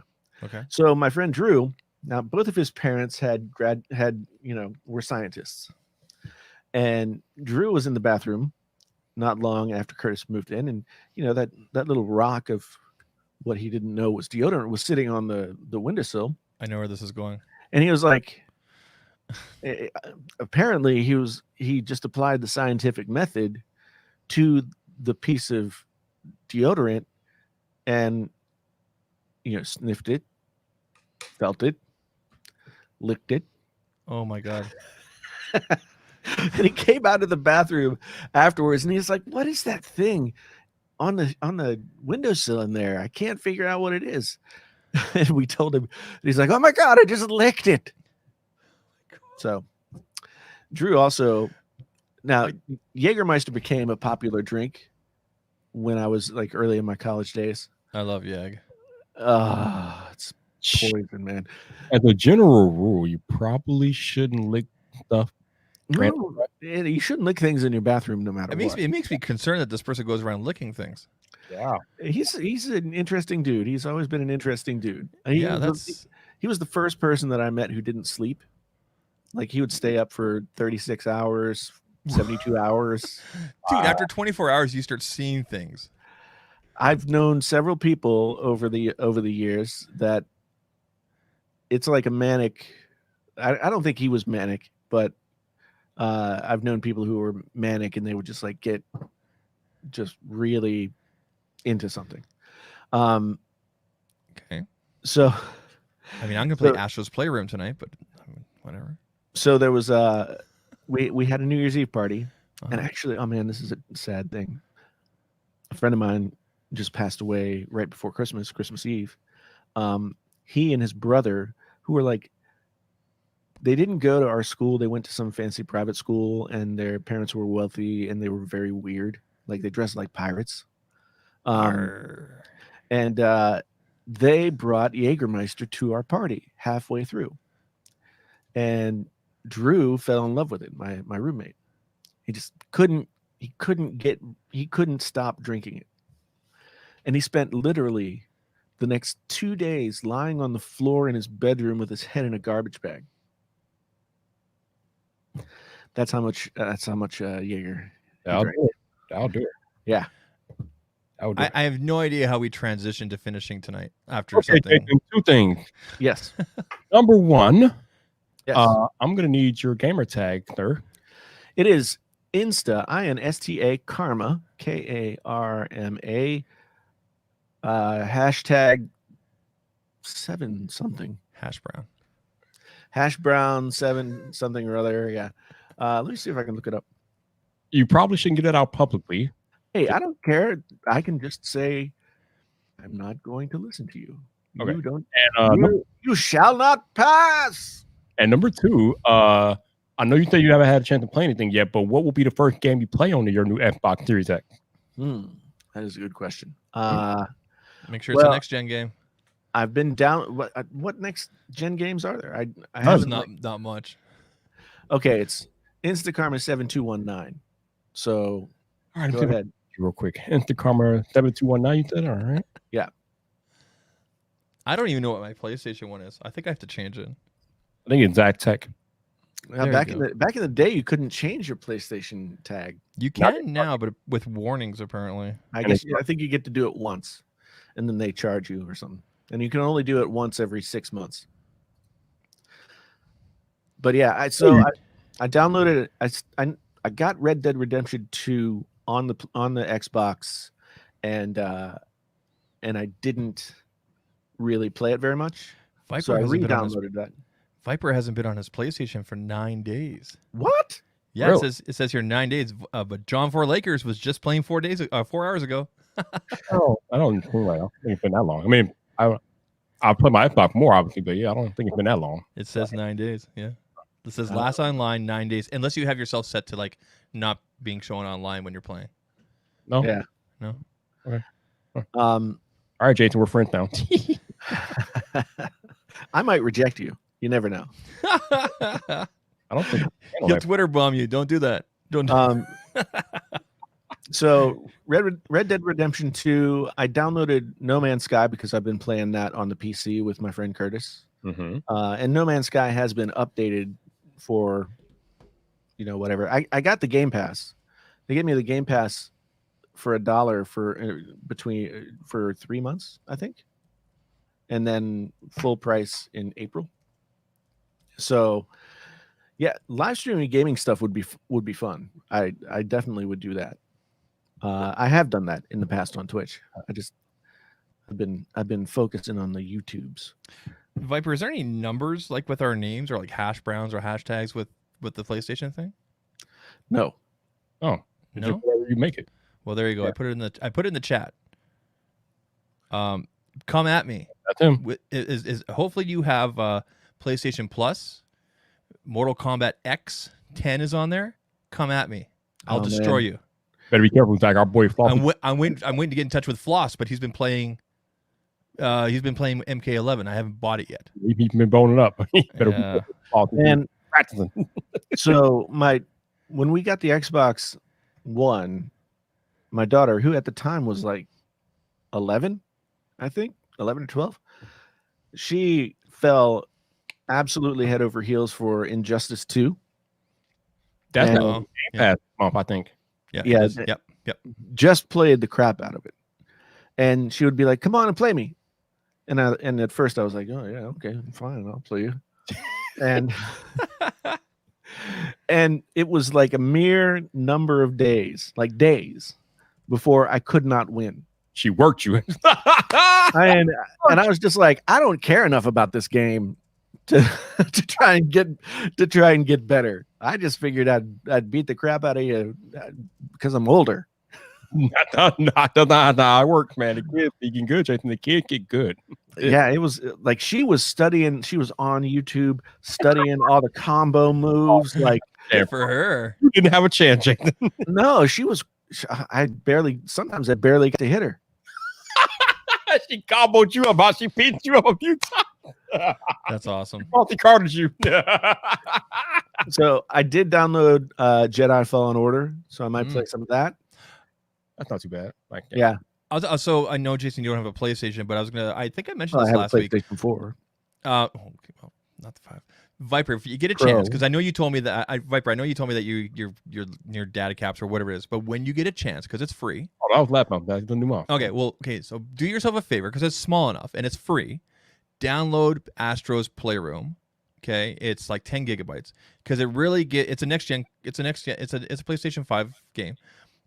Just the controller demo there at the start that they have you do it. I mean, it's one thing to vibrate different ways and everything, but Astro's Playroom really gives a great demonstration and feel of everything that this controller, the DualSense, can do. I don't have to download pre-installed. Probably, I just have to play it. I think it was on there when I booted up. But anyway, when you get a chance, and it's a whole bunch of callbacks and everything to previous PlayStations. Like you collect artifacts, like you collect like the PlayStation 1 controllers and different versions of the PlayStation 3, and you solve puzzle pieces. It's a huge love letter to past generations. But the one of the coolest things with it is when you get into these certain things and you have to blow on the controller to get the wheels going. Like that's just wild. And the trigger stuff, crazy. All right, Jason, you have a job. Your job is to play as much Xbox as possible because I'm going to grill you next week because we got to talk about cricket we're doing. You probably you don't know what I'm talking about tonight, but by next week, if you play enough, you'll know what I'm talking about. You should anyway if you do your research. But So life. Hugo says Cyberpunk is dead, and that's dead. true. But I have to admit that last night I was about ready to buy it on the Xbox because, you know, I mean, it's supposed to be pretty good on the Xbox Series X. Yeah, if you have a Series X, it's still a bunch of bugs on it, but it's playable. I mean, yeah, I've been waiting to play that game for years, so I still want to play it. Do you think? You know, I don't. I had they were giving us a chance to return it. I didn't return mine. I kept mine. So, do your thing, man. Do your thing. Sneed, thank you for the $2 super chat, and thank you for the props on the video. I appreciate it, man. I appreciate it. Like I said earlier, I really enjoyed. It was very cathartic to make that video. You know, like I feel like when people make those videos, it's usually because they want to, like, you know, sort of put their arm out of the socket, patting themselves on the back, right? I thought it would be interesting to get a video from somebody who didn't have the best year ever, you know? So, and all of that is relative. I know that there are people who probably watch that video or hear me talking about it and are just like, well, I wish I could have that bad year, but it's all relative. Like, you know, once you get to wherever you are, it normalizes and you typically feel the same way that you did when you were wherever. You know what? It is relative because there are media people that I follow on Twitter talking about how they have no desire to attend CES, digital CES this year. And I'm just thinking to myself, this is my first CES. Give me all the emails. I'll take them. Yeah, they came in fast and furious today. Hey, more than anything, today they came in crazy. Yeah, they're back to work today because they were out there. I'm still catching up on them. I still haven't registered. There's an air purifier I'm probably going to go for. You're not you're interested in that air purifier? There was a couple of different emails I got about air purifiers that I'm actually legitimately interested in, like for small spaces, like a studio here. Yeah, definitely. Yeah, I'll probably still register. You know, if you haven't by now, you're not going to. You need to. You need to today, like now, after the podcast. Why? Because there's like a cutoff date. Yeah, exactly right. If you don't register by the 8th, then you will have to pay Jason. You don't want to have to pay. Oh, I ain't paying. Yeah, so you better register by the 8th. Yeah. Well, I mean, if it's, I can do it tomorrow. If it's I wish they still sent a virtual badge that says like your media. I know, right? I don't even I- get I got the email saying you're confirmed, and I know that I registered as media, but I would like something like yeah. like last year we had physical badges when you showed up and they printed them for you. I would like something virtual, like hey, Yes, and I don't even get a badge. yeah, Damn it. I know. Joseph, thank you, man. $4.99 for the old folks. Terrible. Yeah. I sometimes, well, what happens to me a lot, so I have an email address on my about page in YouTube, but that email address goes to my manager. So I don't get as many emails as When you register for CES, it'll ask you for an email to use, and you need to tick off all the boxes, the different categories you want. Right. So you could definitely do that. Now, I know for a fact that some people this year, because it's online, they have set up specific email addresses just for CES stuff. So if you don't want to get bombarded in your regular boxes and have your regular box information out there, maybe set up a specific email for when you're registering. well, yeah, I see what you mean. But Yeah. you could also like just create a filter in Gmail. Yeah. Yeah. Like, anything that says CES sends straight to the trash. Because you will continue to get emails after. Yeah. I know. Because your email's out there. Yeah. You know what the best way to stop getting emails is? Like, don't open them.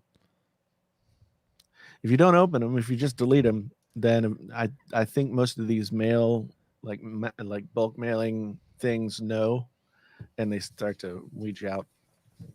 I also unsubscribe to a lot of stuff.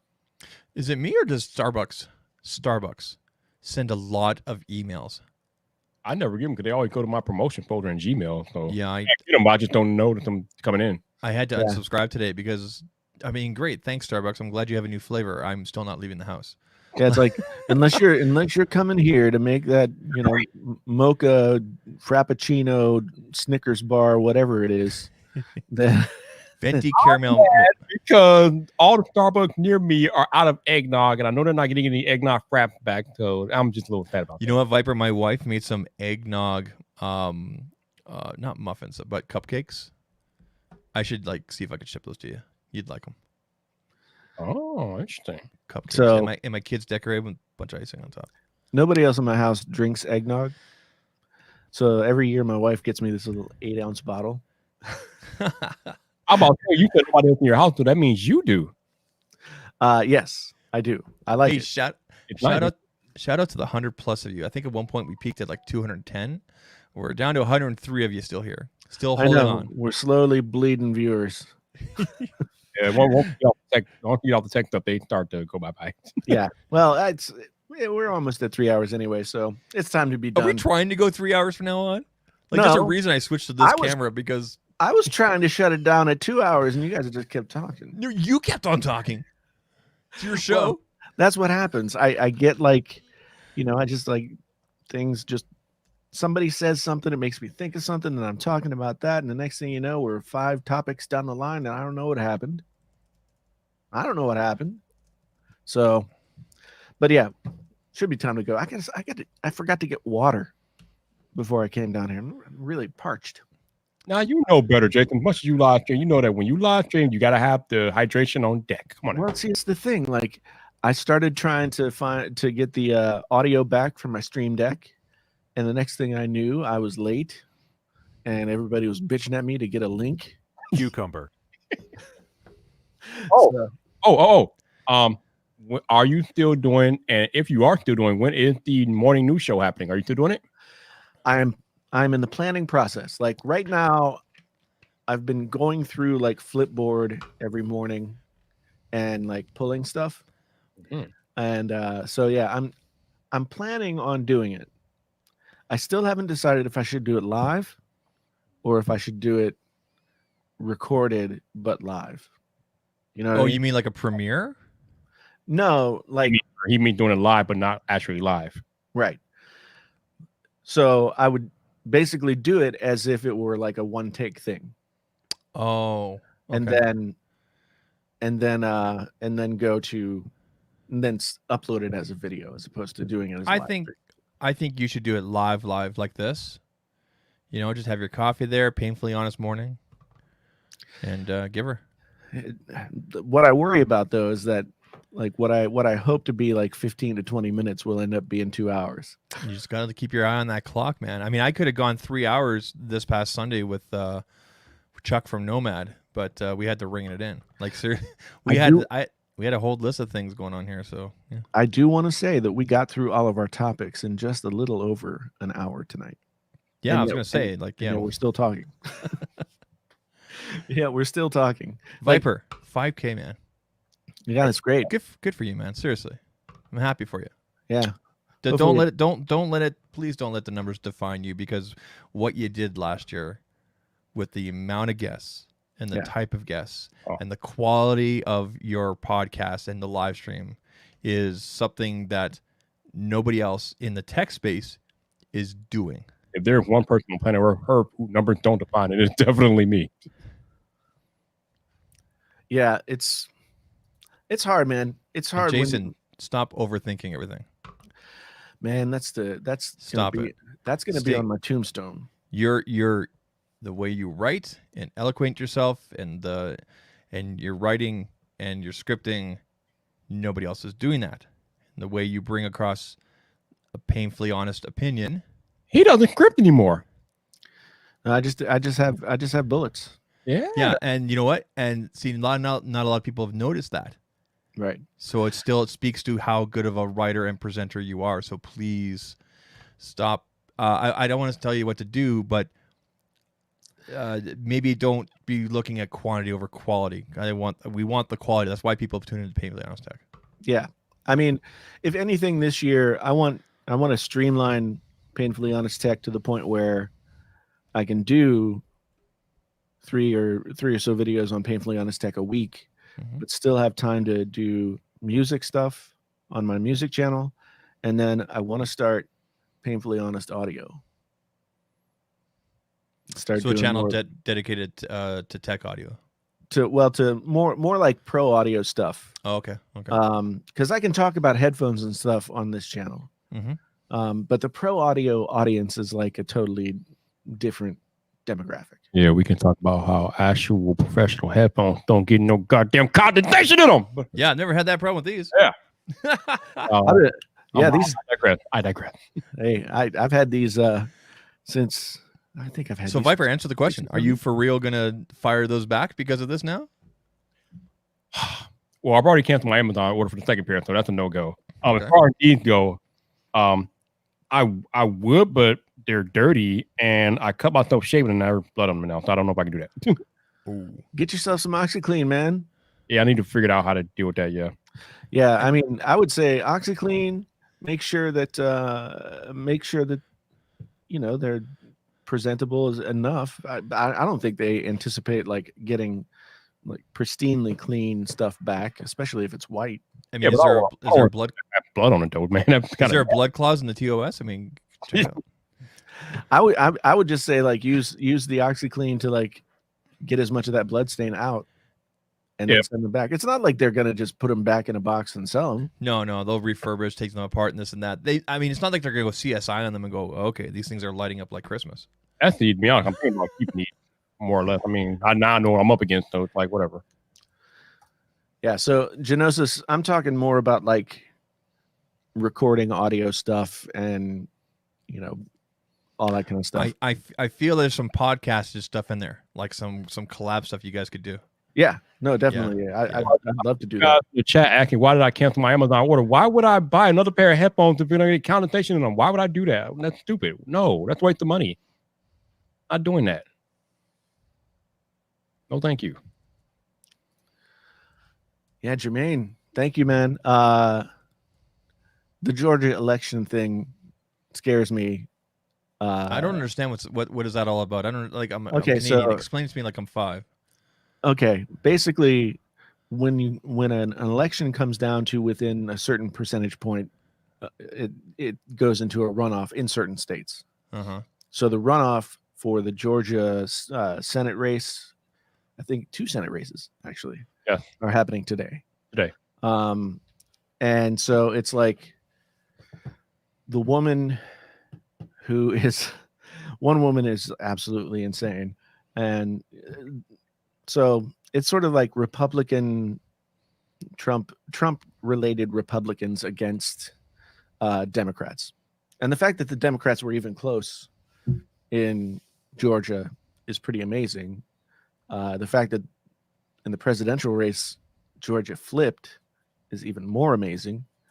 Yeah, no one got 50%. That's right, Tim. Thank you.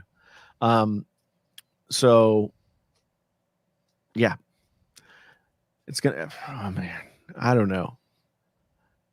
The big thing is like the audio that came out yesterday. I'm sorry, this is gonna get political for like 2 seconds. No, I heard that my coworker was playing it at work. Craziness. So just find some votes. You're right.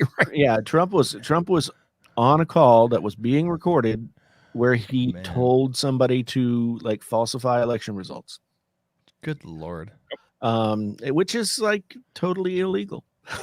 The other thing that may or may not play into how the Georgia election runoff goes is that a lot of people seem to believe that how the outcome of that election will be the difference between whether I can mean you ever tried it by use word. So a lot of people believe, or at least they're making it out to be, that the result of the Georgia runoff will be or could be the potential difference maker between whether or not we receive $2,000 stimulus check. So there's Could that. be. Yeah, I mean, yeah, it's there's a big difference between like a deadlocked.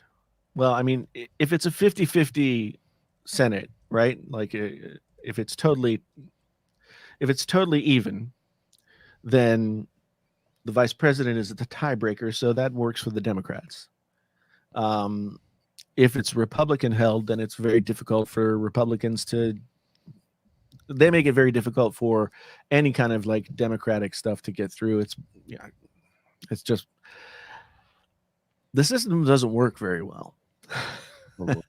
This system was never intended for the size and the scope of what the United States is now. It was like a loose federation of states that all kind of agreed on these general things, and it's blossomed into something that's, I mean, it's supposed to be a representative democracy. I mean, but these days, who represents the wide range of people that need representation, right? And that's why there's such a disconnect. Also, let me break some hearts in the chat now, because I know some of y'all are from the Midwest out here, and I hate to break it to you, and I'm from Chicago, but the Chicago Bears do not belong in the playoff. They're going to get absolutely curb stomped this Saturday by New Orleans. You heard it here first. Don't get mad. They shouldn't have gotten the playoffs in the first. They backed into the playoffs in the first place. They shouldn't even be there. But since they're there, they're going to get whacked. It is what it is. Get over it now. I'm warning you. Who made it from the NFC East? I didn't follow the scores at the end of the day. I didn't either. I know the Cardinals lost. I guess they're out. I don't even know. I don't know. In the NFC East, the Washington football team had the chance to make the playoffs with a record of like 5-9. Made it in. Okay. I mean, if this is like the perfect argument against like the winner of every conference division. So so they were 6-9, and they're in the playoffs. You know, so this is again like, oh, they're 7-9. Sorry, that's better. But yeah, it's I don't know. I gotta wonder what's going on. Not only did they make it in at 79, Jason, they're the 4th seed. They get a home game, Jason. They get an actual home game. Oh man, I love their name now. I hope they don't change it. Oh man, I do. I love it. The Washington football team. Wow, that's so bad. It's just funny. I think it's fantastic because like, what are they gonna come up with? I don't. They got to figure it out. all the millions of dollars they have, they can't put a little bit in marketing and figure it out. They'll figure it out, hopefully. Oh, I'm sure they're spending lots of money on marketing. But can you imagine, like, they make merch and all it says is football? Looks like a haiku, right? Looks like a bunch of haiku walking around. It's just like Football. they don't have a name. It's just foot. I guess they'd say Washington, Washington, no name. which is an apt way to describe them. There you go. There you go. And on that note, I think it's time for us to cut away to the end. Yes, it's time to be done. When we're talking football, Yep. then you know that I could talk about football for a couple more hours. But He's offended by the new name. how could you be offended? Oh, he's joking, obviously, but that's funny. Well, yeah, no, I mean but that's the great thing about it. I hate the fact that they, you know, I mean, it's vestigial of a different time. I understand, like, you know, the Native American thing used to be a normalized thing and it's not anymore, and that's good. But I like that instead of like trying to come up with something official right away, they were just like, and it's kind of like an FU, right? We're just going to call ourselves the Washington football team. It's just more indicative of the fact that they didn't have a plan, which is kind of crazy because they knew this was coming. This has been coming for years. So the fact that they didn't even have a plan is just telling. Well, okay. The the Edmonton team up here, they were called the Edmonton Eskimos. Yes, they were. I know that. Yeah, I don't know if they thought of a name yet, but it's been very interesting because it was a very vocal. I'm not saying it's wrong, but it was very much a vocal minority. But then a lot of big Aboriginal Native American groups came out in support of the name and looking at the origins of it. And I think they might be stepping back a bit, going, maybe we won't rename. I think the thing about the United States and the way that most of these teams portrayed their namesake, that was the big issue. You know, it was very caricaturish, very, very offensive, and, you know, I mean, you could say like racist in the way that they portrayed their namesakes. Mm-hmm. You know, so it wasn't like they were. It wasn't in any kind of way, you know, paying homage to the culture of the native people. Mm-hmm. You know, it's just like that's what it was. It's very interesting because I've done a lot of reading because we only have like 8 teams up here, 6 teams sometimes, I guess. And if you look at the origins of the names, there may have been some negativity or whatever negative history around the name originally, but then as history went on, and it's very interesting because, like I said, there's been a loud vocal minority, which seems to be the thing nowadays. But after they announced saying, you know what, we're going to go with Edmonton Eve right now, I think they've decided to keep the E, but go with like Empire, for example, right? Or something like that. It's been very interesting because a lot of these larger groups, larger vocal groups of these minority groups, Native American, whatnot, have come out saying, no, it's a good name, right?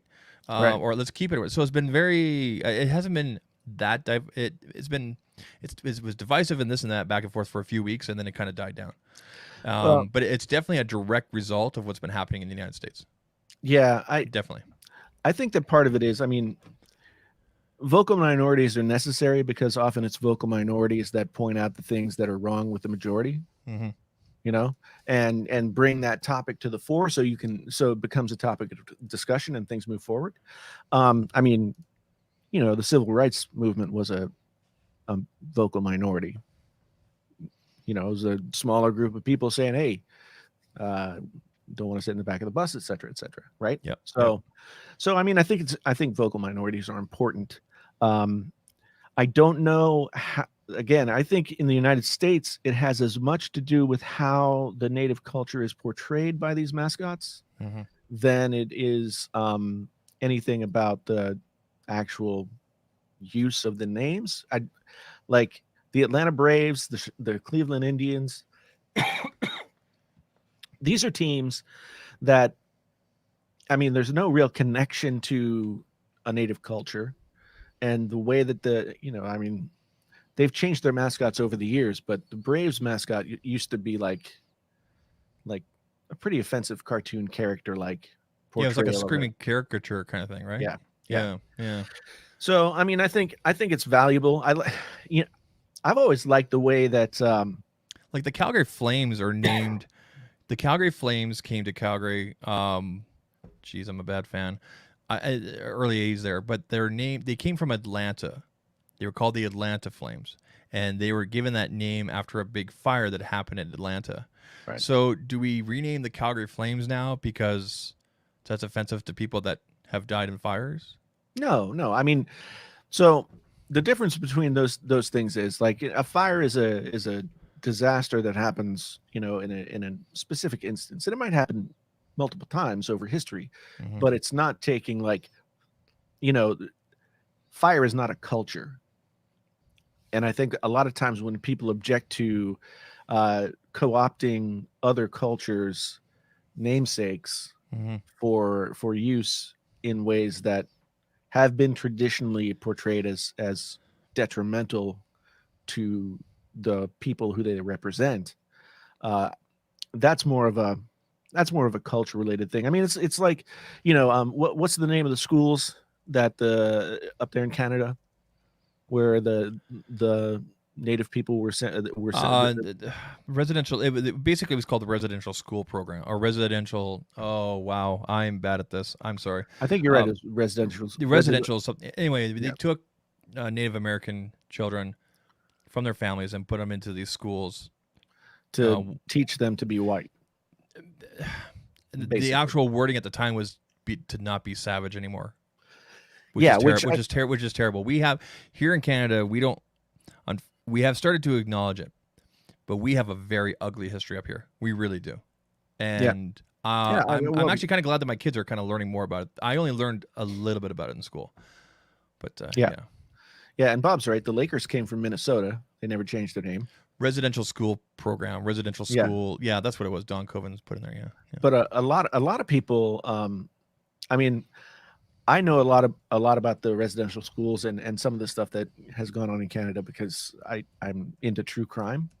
Mhm. And there's a crazy amount of true crime stuff that's related in Canada to the native peoples. Yep. And you know, the Highway of Tears, like there's just it's at least in the way that I've interpreted it over, you know, several different stories, is Mhm. that basically they were kind of like the unseen people.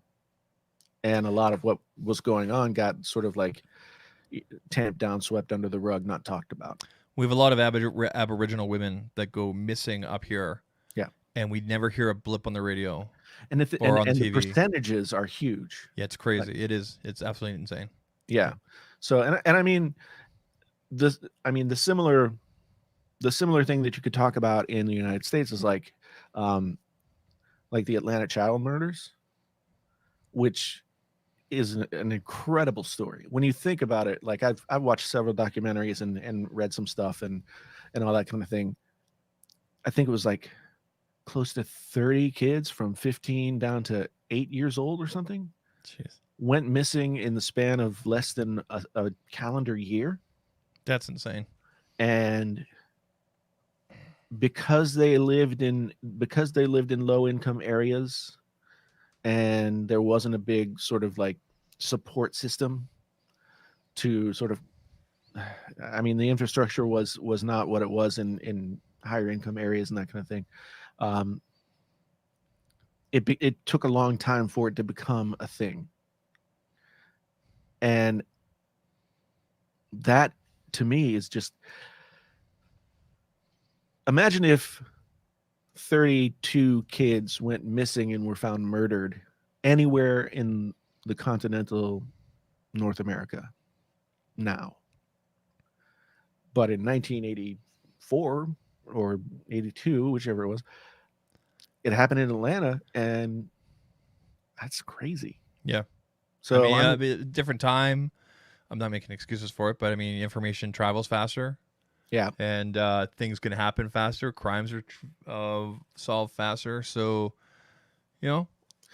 Think about the Atlanta child murders. Sorry, I know this is way afield, but you know, as Jermaine says, Wayne Williams was the guy who was He was only convicted of 2 murders, and they were of older men. The other cases were never solved. They caught him. They kind of like profiled him a little bit. I mean, I can't say that he was innocent or not, but there were like 30 other cases that they just sort of said that was him too, with no real evidence that was the case, and they let it slide right by. So there could be somebody out there, or it could have been. I mean, there's always talk about it was the Klan. It was a bunch of different things. It was a group of people. It was but at this point we might never really know. Yeah. Raphael Warnock is projected to win his Georgia Senate runoff. Wow. Okay. I believe he was running against the crazy lady you referred to earlier. She is crazy. What is it? Kelly Loeffler? Is that her name? That's her name. Yep. Yeah, she owns the what's the Atlanta women's basketball team? I don't know. I can't remember the name of the franchise, but she owns that team. And I mean, there's all kinds of like financial conflict of interest in what she does. But yeah, well, I mean, fewer crazy people. Oh, the Atlanta Dream. Thank you, Jermaine. Yeah. Fewer crazy people in Congress. Usually a good thing. I just love when that happens when you're trying to figure out something and the chat just comes right in, like, boom, there you go. Hey man, we got people from all over though. I mean, I know that Jermaine said he's in Georgia, so he's going to be much more familiar with this stuff. Right, pop quiz. You're in front of your computer. Check your YouTube analytics for me real quick and let me know what your male to female ratio is at this point in time. Or after your 28 days. Okay, I will do it. Theoretically, you can on your phone too, but whatever. Zach, you can check yours too. See where you're at, man. What's that? Your male to female ratio to plasma. I have to check my phone. Yeah, because it's easier to look on there. I know the ladies like me, but we'll see how much has changed. 95.5 male, 4.4 female. Really? Wow. Yep. Okay, so I'm under audience. Okay, in general. So primarily 25 to 34, then 35 to 40, 18 to 24. So basically 18 to 44, 46% United States, then United Kingdom. What's the gender split? What are you talking about? He's talking like overall. Audience, male. Come on. I mean, it's okay. 94.1, female 5.9. But again, this is people that have actually clicked off, because there's actually an option for no reply on that, like when you actually fill out that thing. Right? I got 80% male and 19.9% female. Wow. I mean. Well, see, Viper, you're a young, good-looking dude. Compared to seen his Instagram? My wife has seen his Instagram. I'll tell you that much. Oh, that's much. It wasn't like that before though. My numbers used to be like you got 90% male. So I've seen mine all the way up to like 7 or 8% at times, and then down to, at one point it was like 1 or 2% for a long time. So ladies do love some Viper, I guess. Yeah. And they just see me and Zach as old creepers. Dude, I didn't follow my wife for blocks and blocks. I'm just saying. Hey, man, just saying. But did it work out? Yeah, it worked out. It worked out. I mean, I think I did all right. I think she's I did good. all right. She's pretty cool. So yeah. I mean, Hi, Teresa. I'd be surprised if We gotta get her on here one night so she can tell her side of the story. You should bring her on the show one time. You really should. You've got. Yeah. I think the closest we're gonna get is last year she came into the chat, or last week she came into the chat. People loved having her here. We should do. Yeah, I didn't think she'd do a video, so who knows? By the way, your camera has not cut out tonight. What are you using? It's the same. The Lumix GH5. Yeah, I got a little wider angle going tonight. Yeah, it looked good. I like the guitar there. Well, I decided like I had most of my guitars on a stand that was like kind of over on the other side of the desk, Mhm. which of course means it's not easy to get to. This is the selfie cam on the iPhone 11 Pro Max. Nice. It does look pretty good.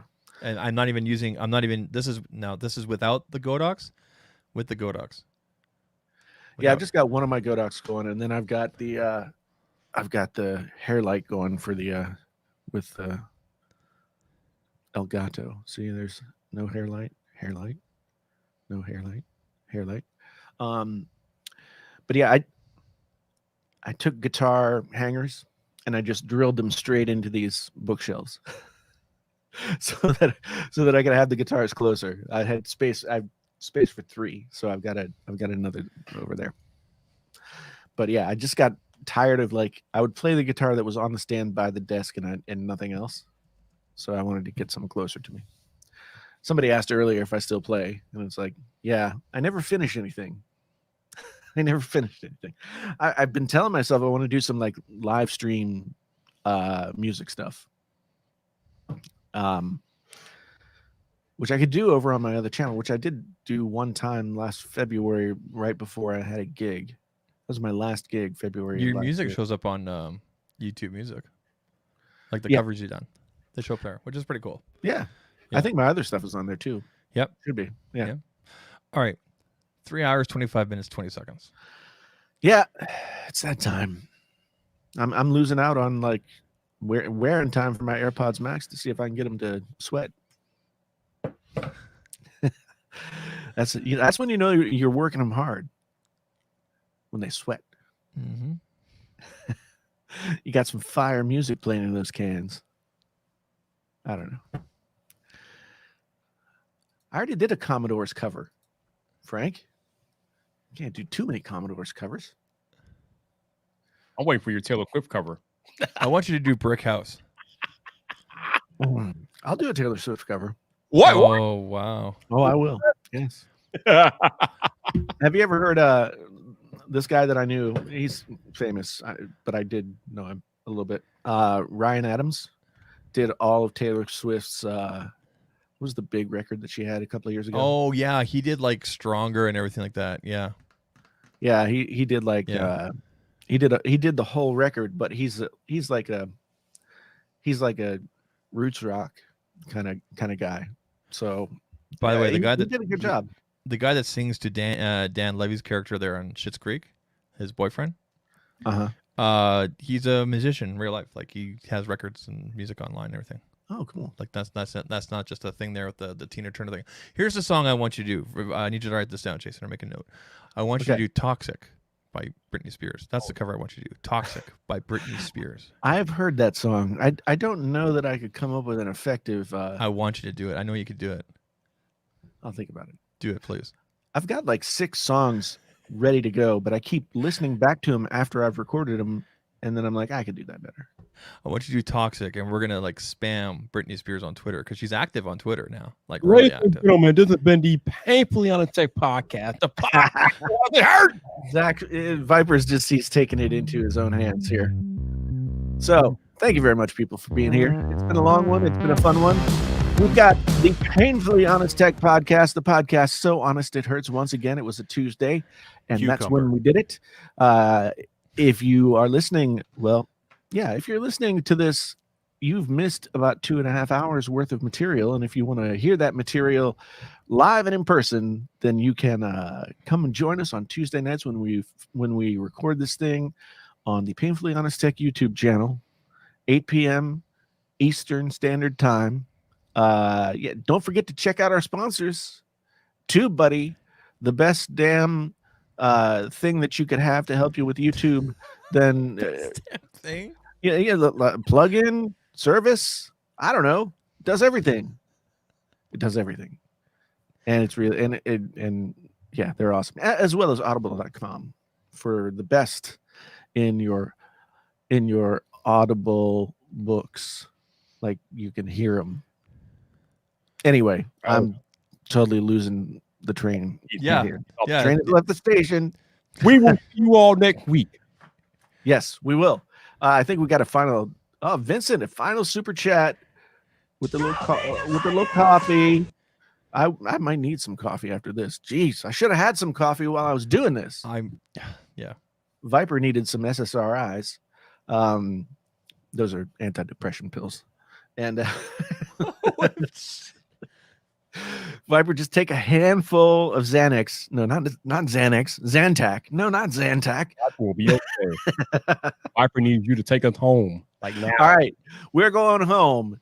And home. thank you for everyone who's still here, everyone who's been here, everyone who will be here sometime in the future.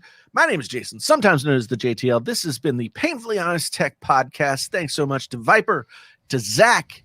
We will all see you again in the next one. Until then, you know where to find me.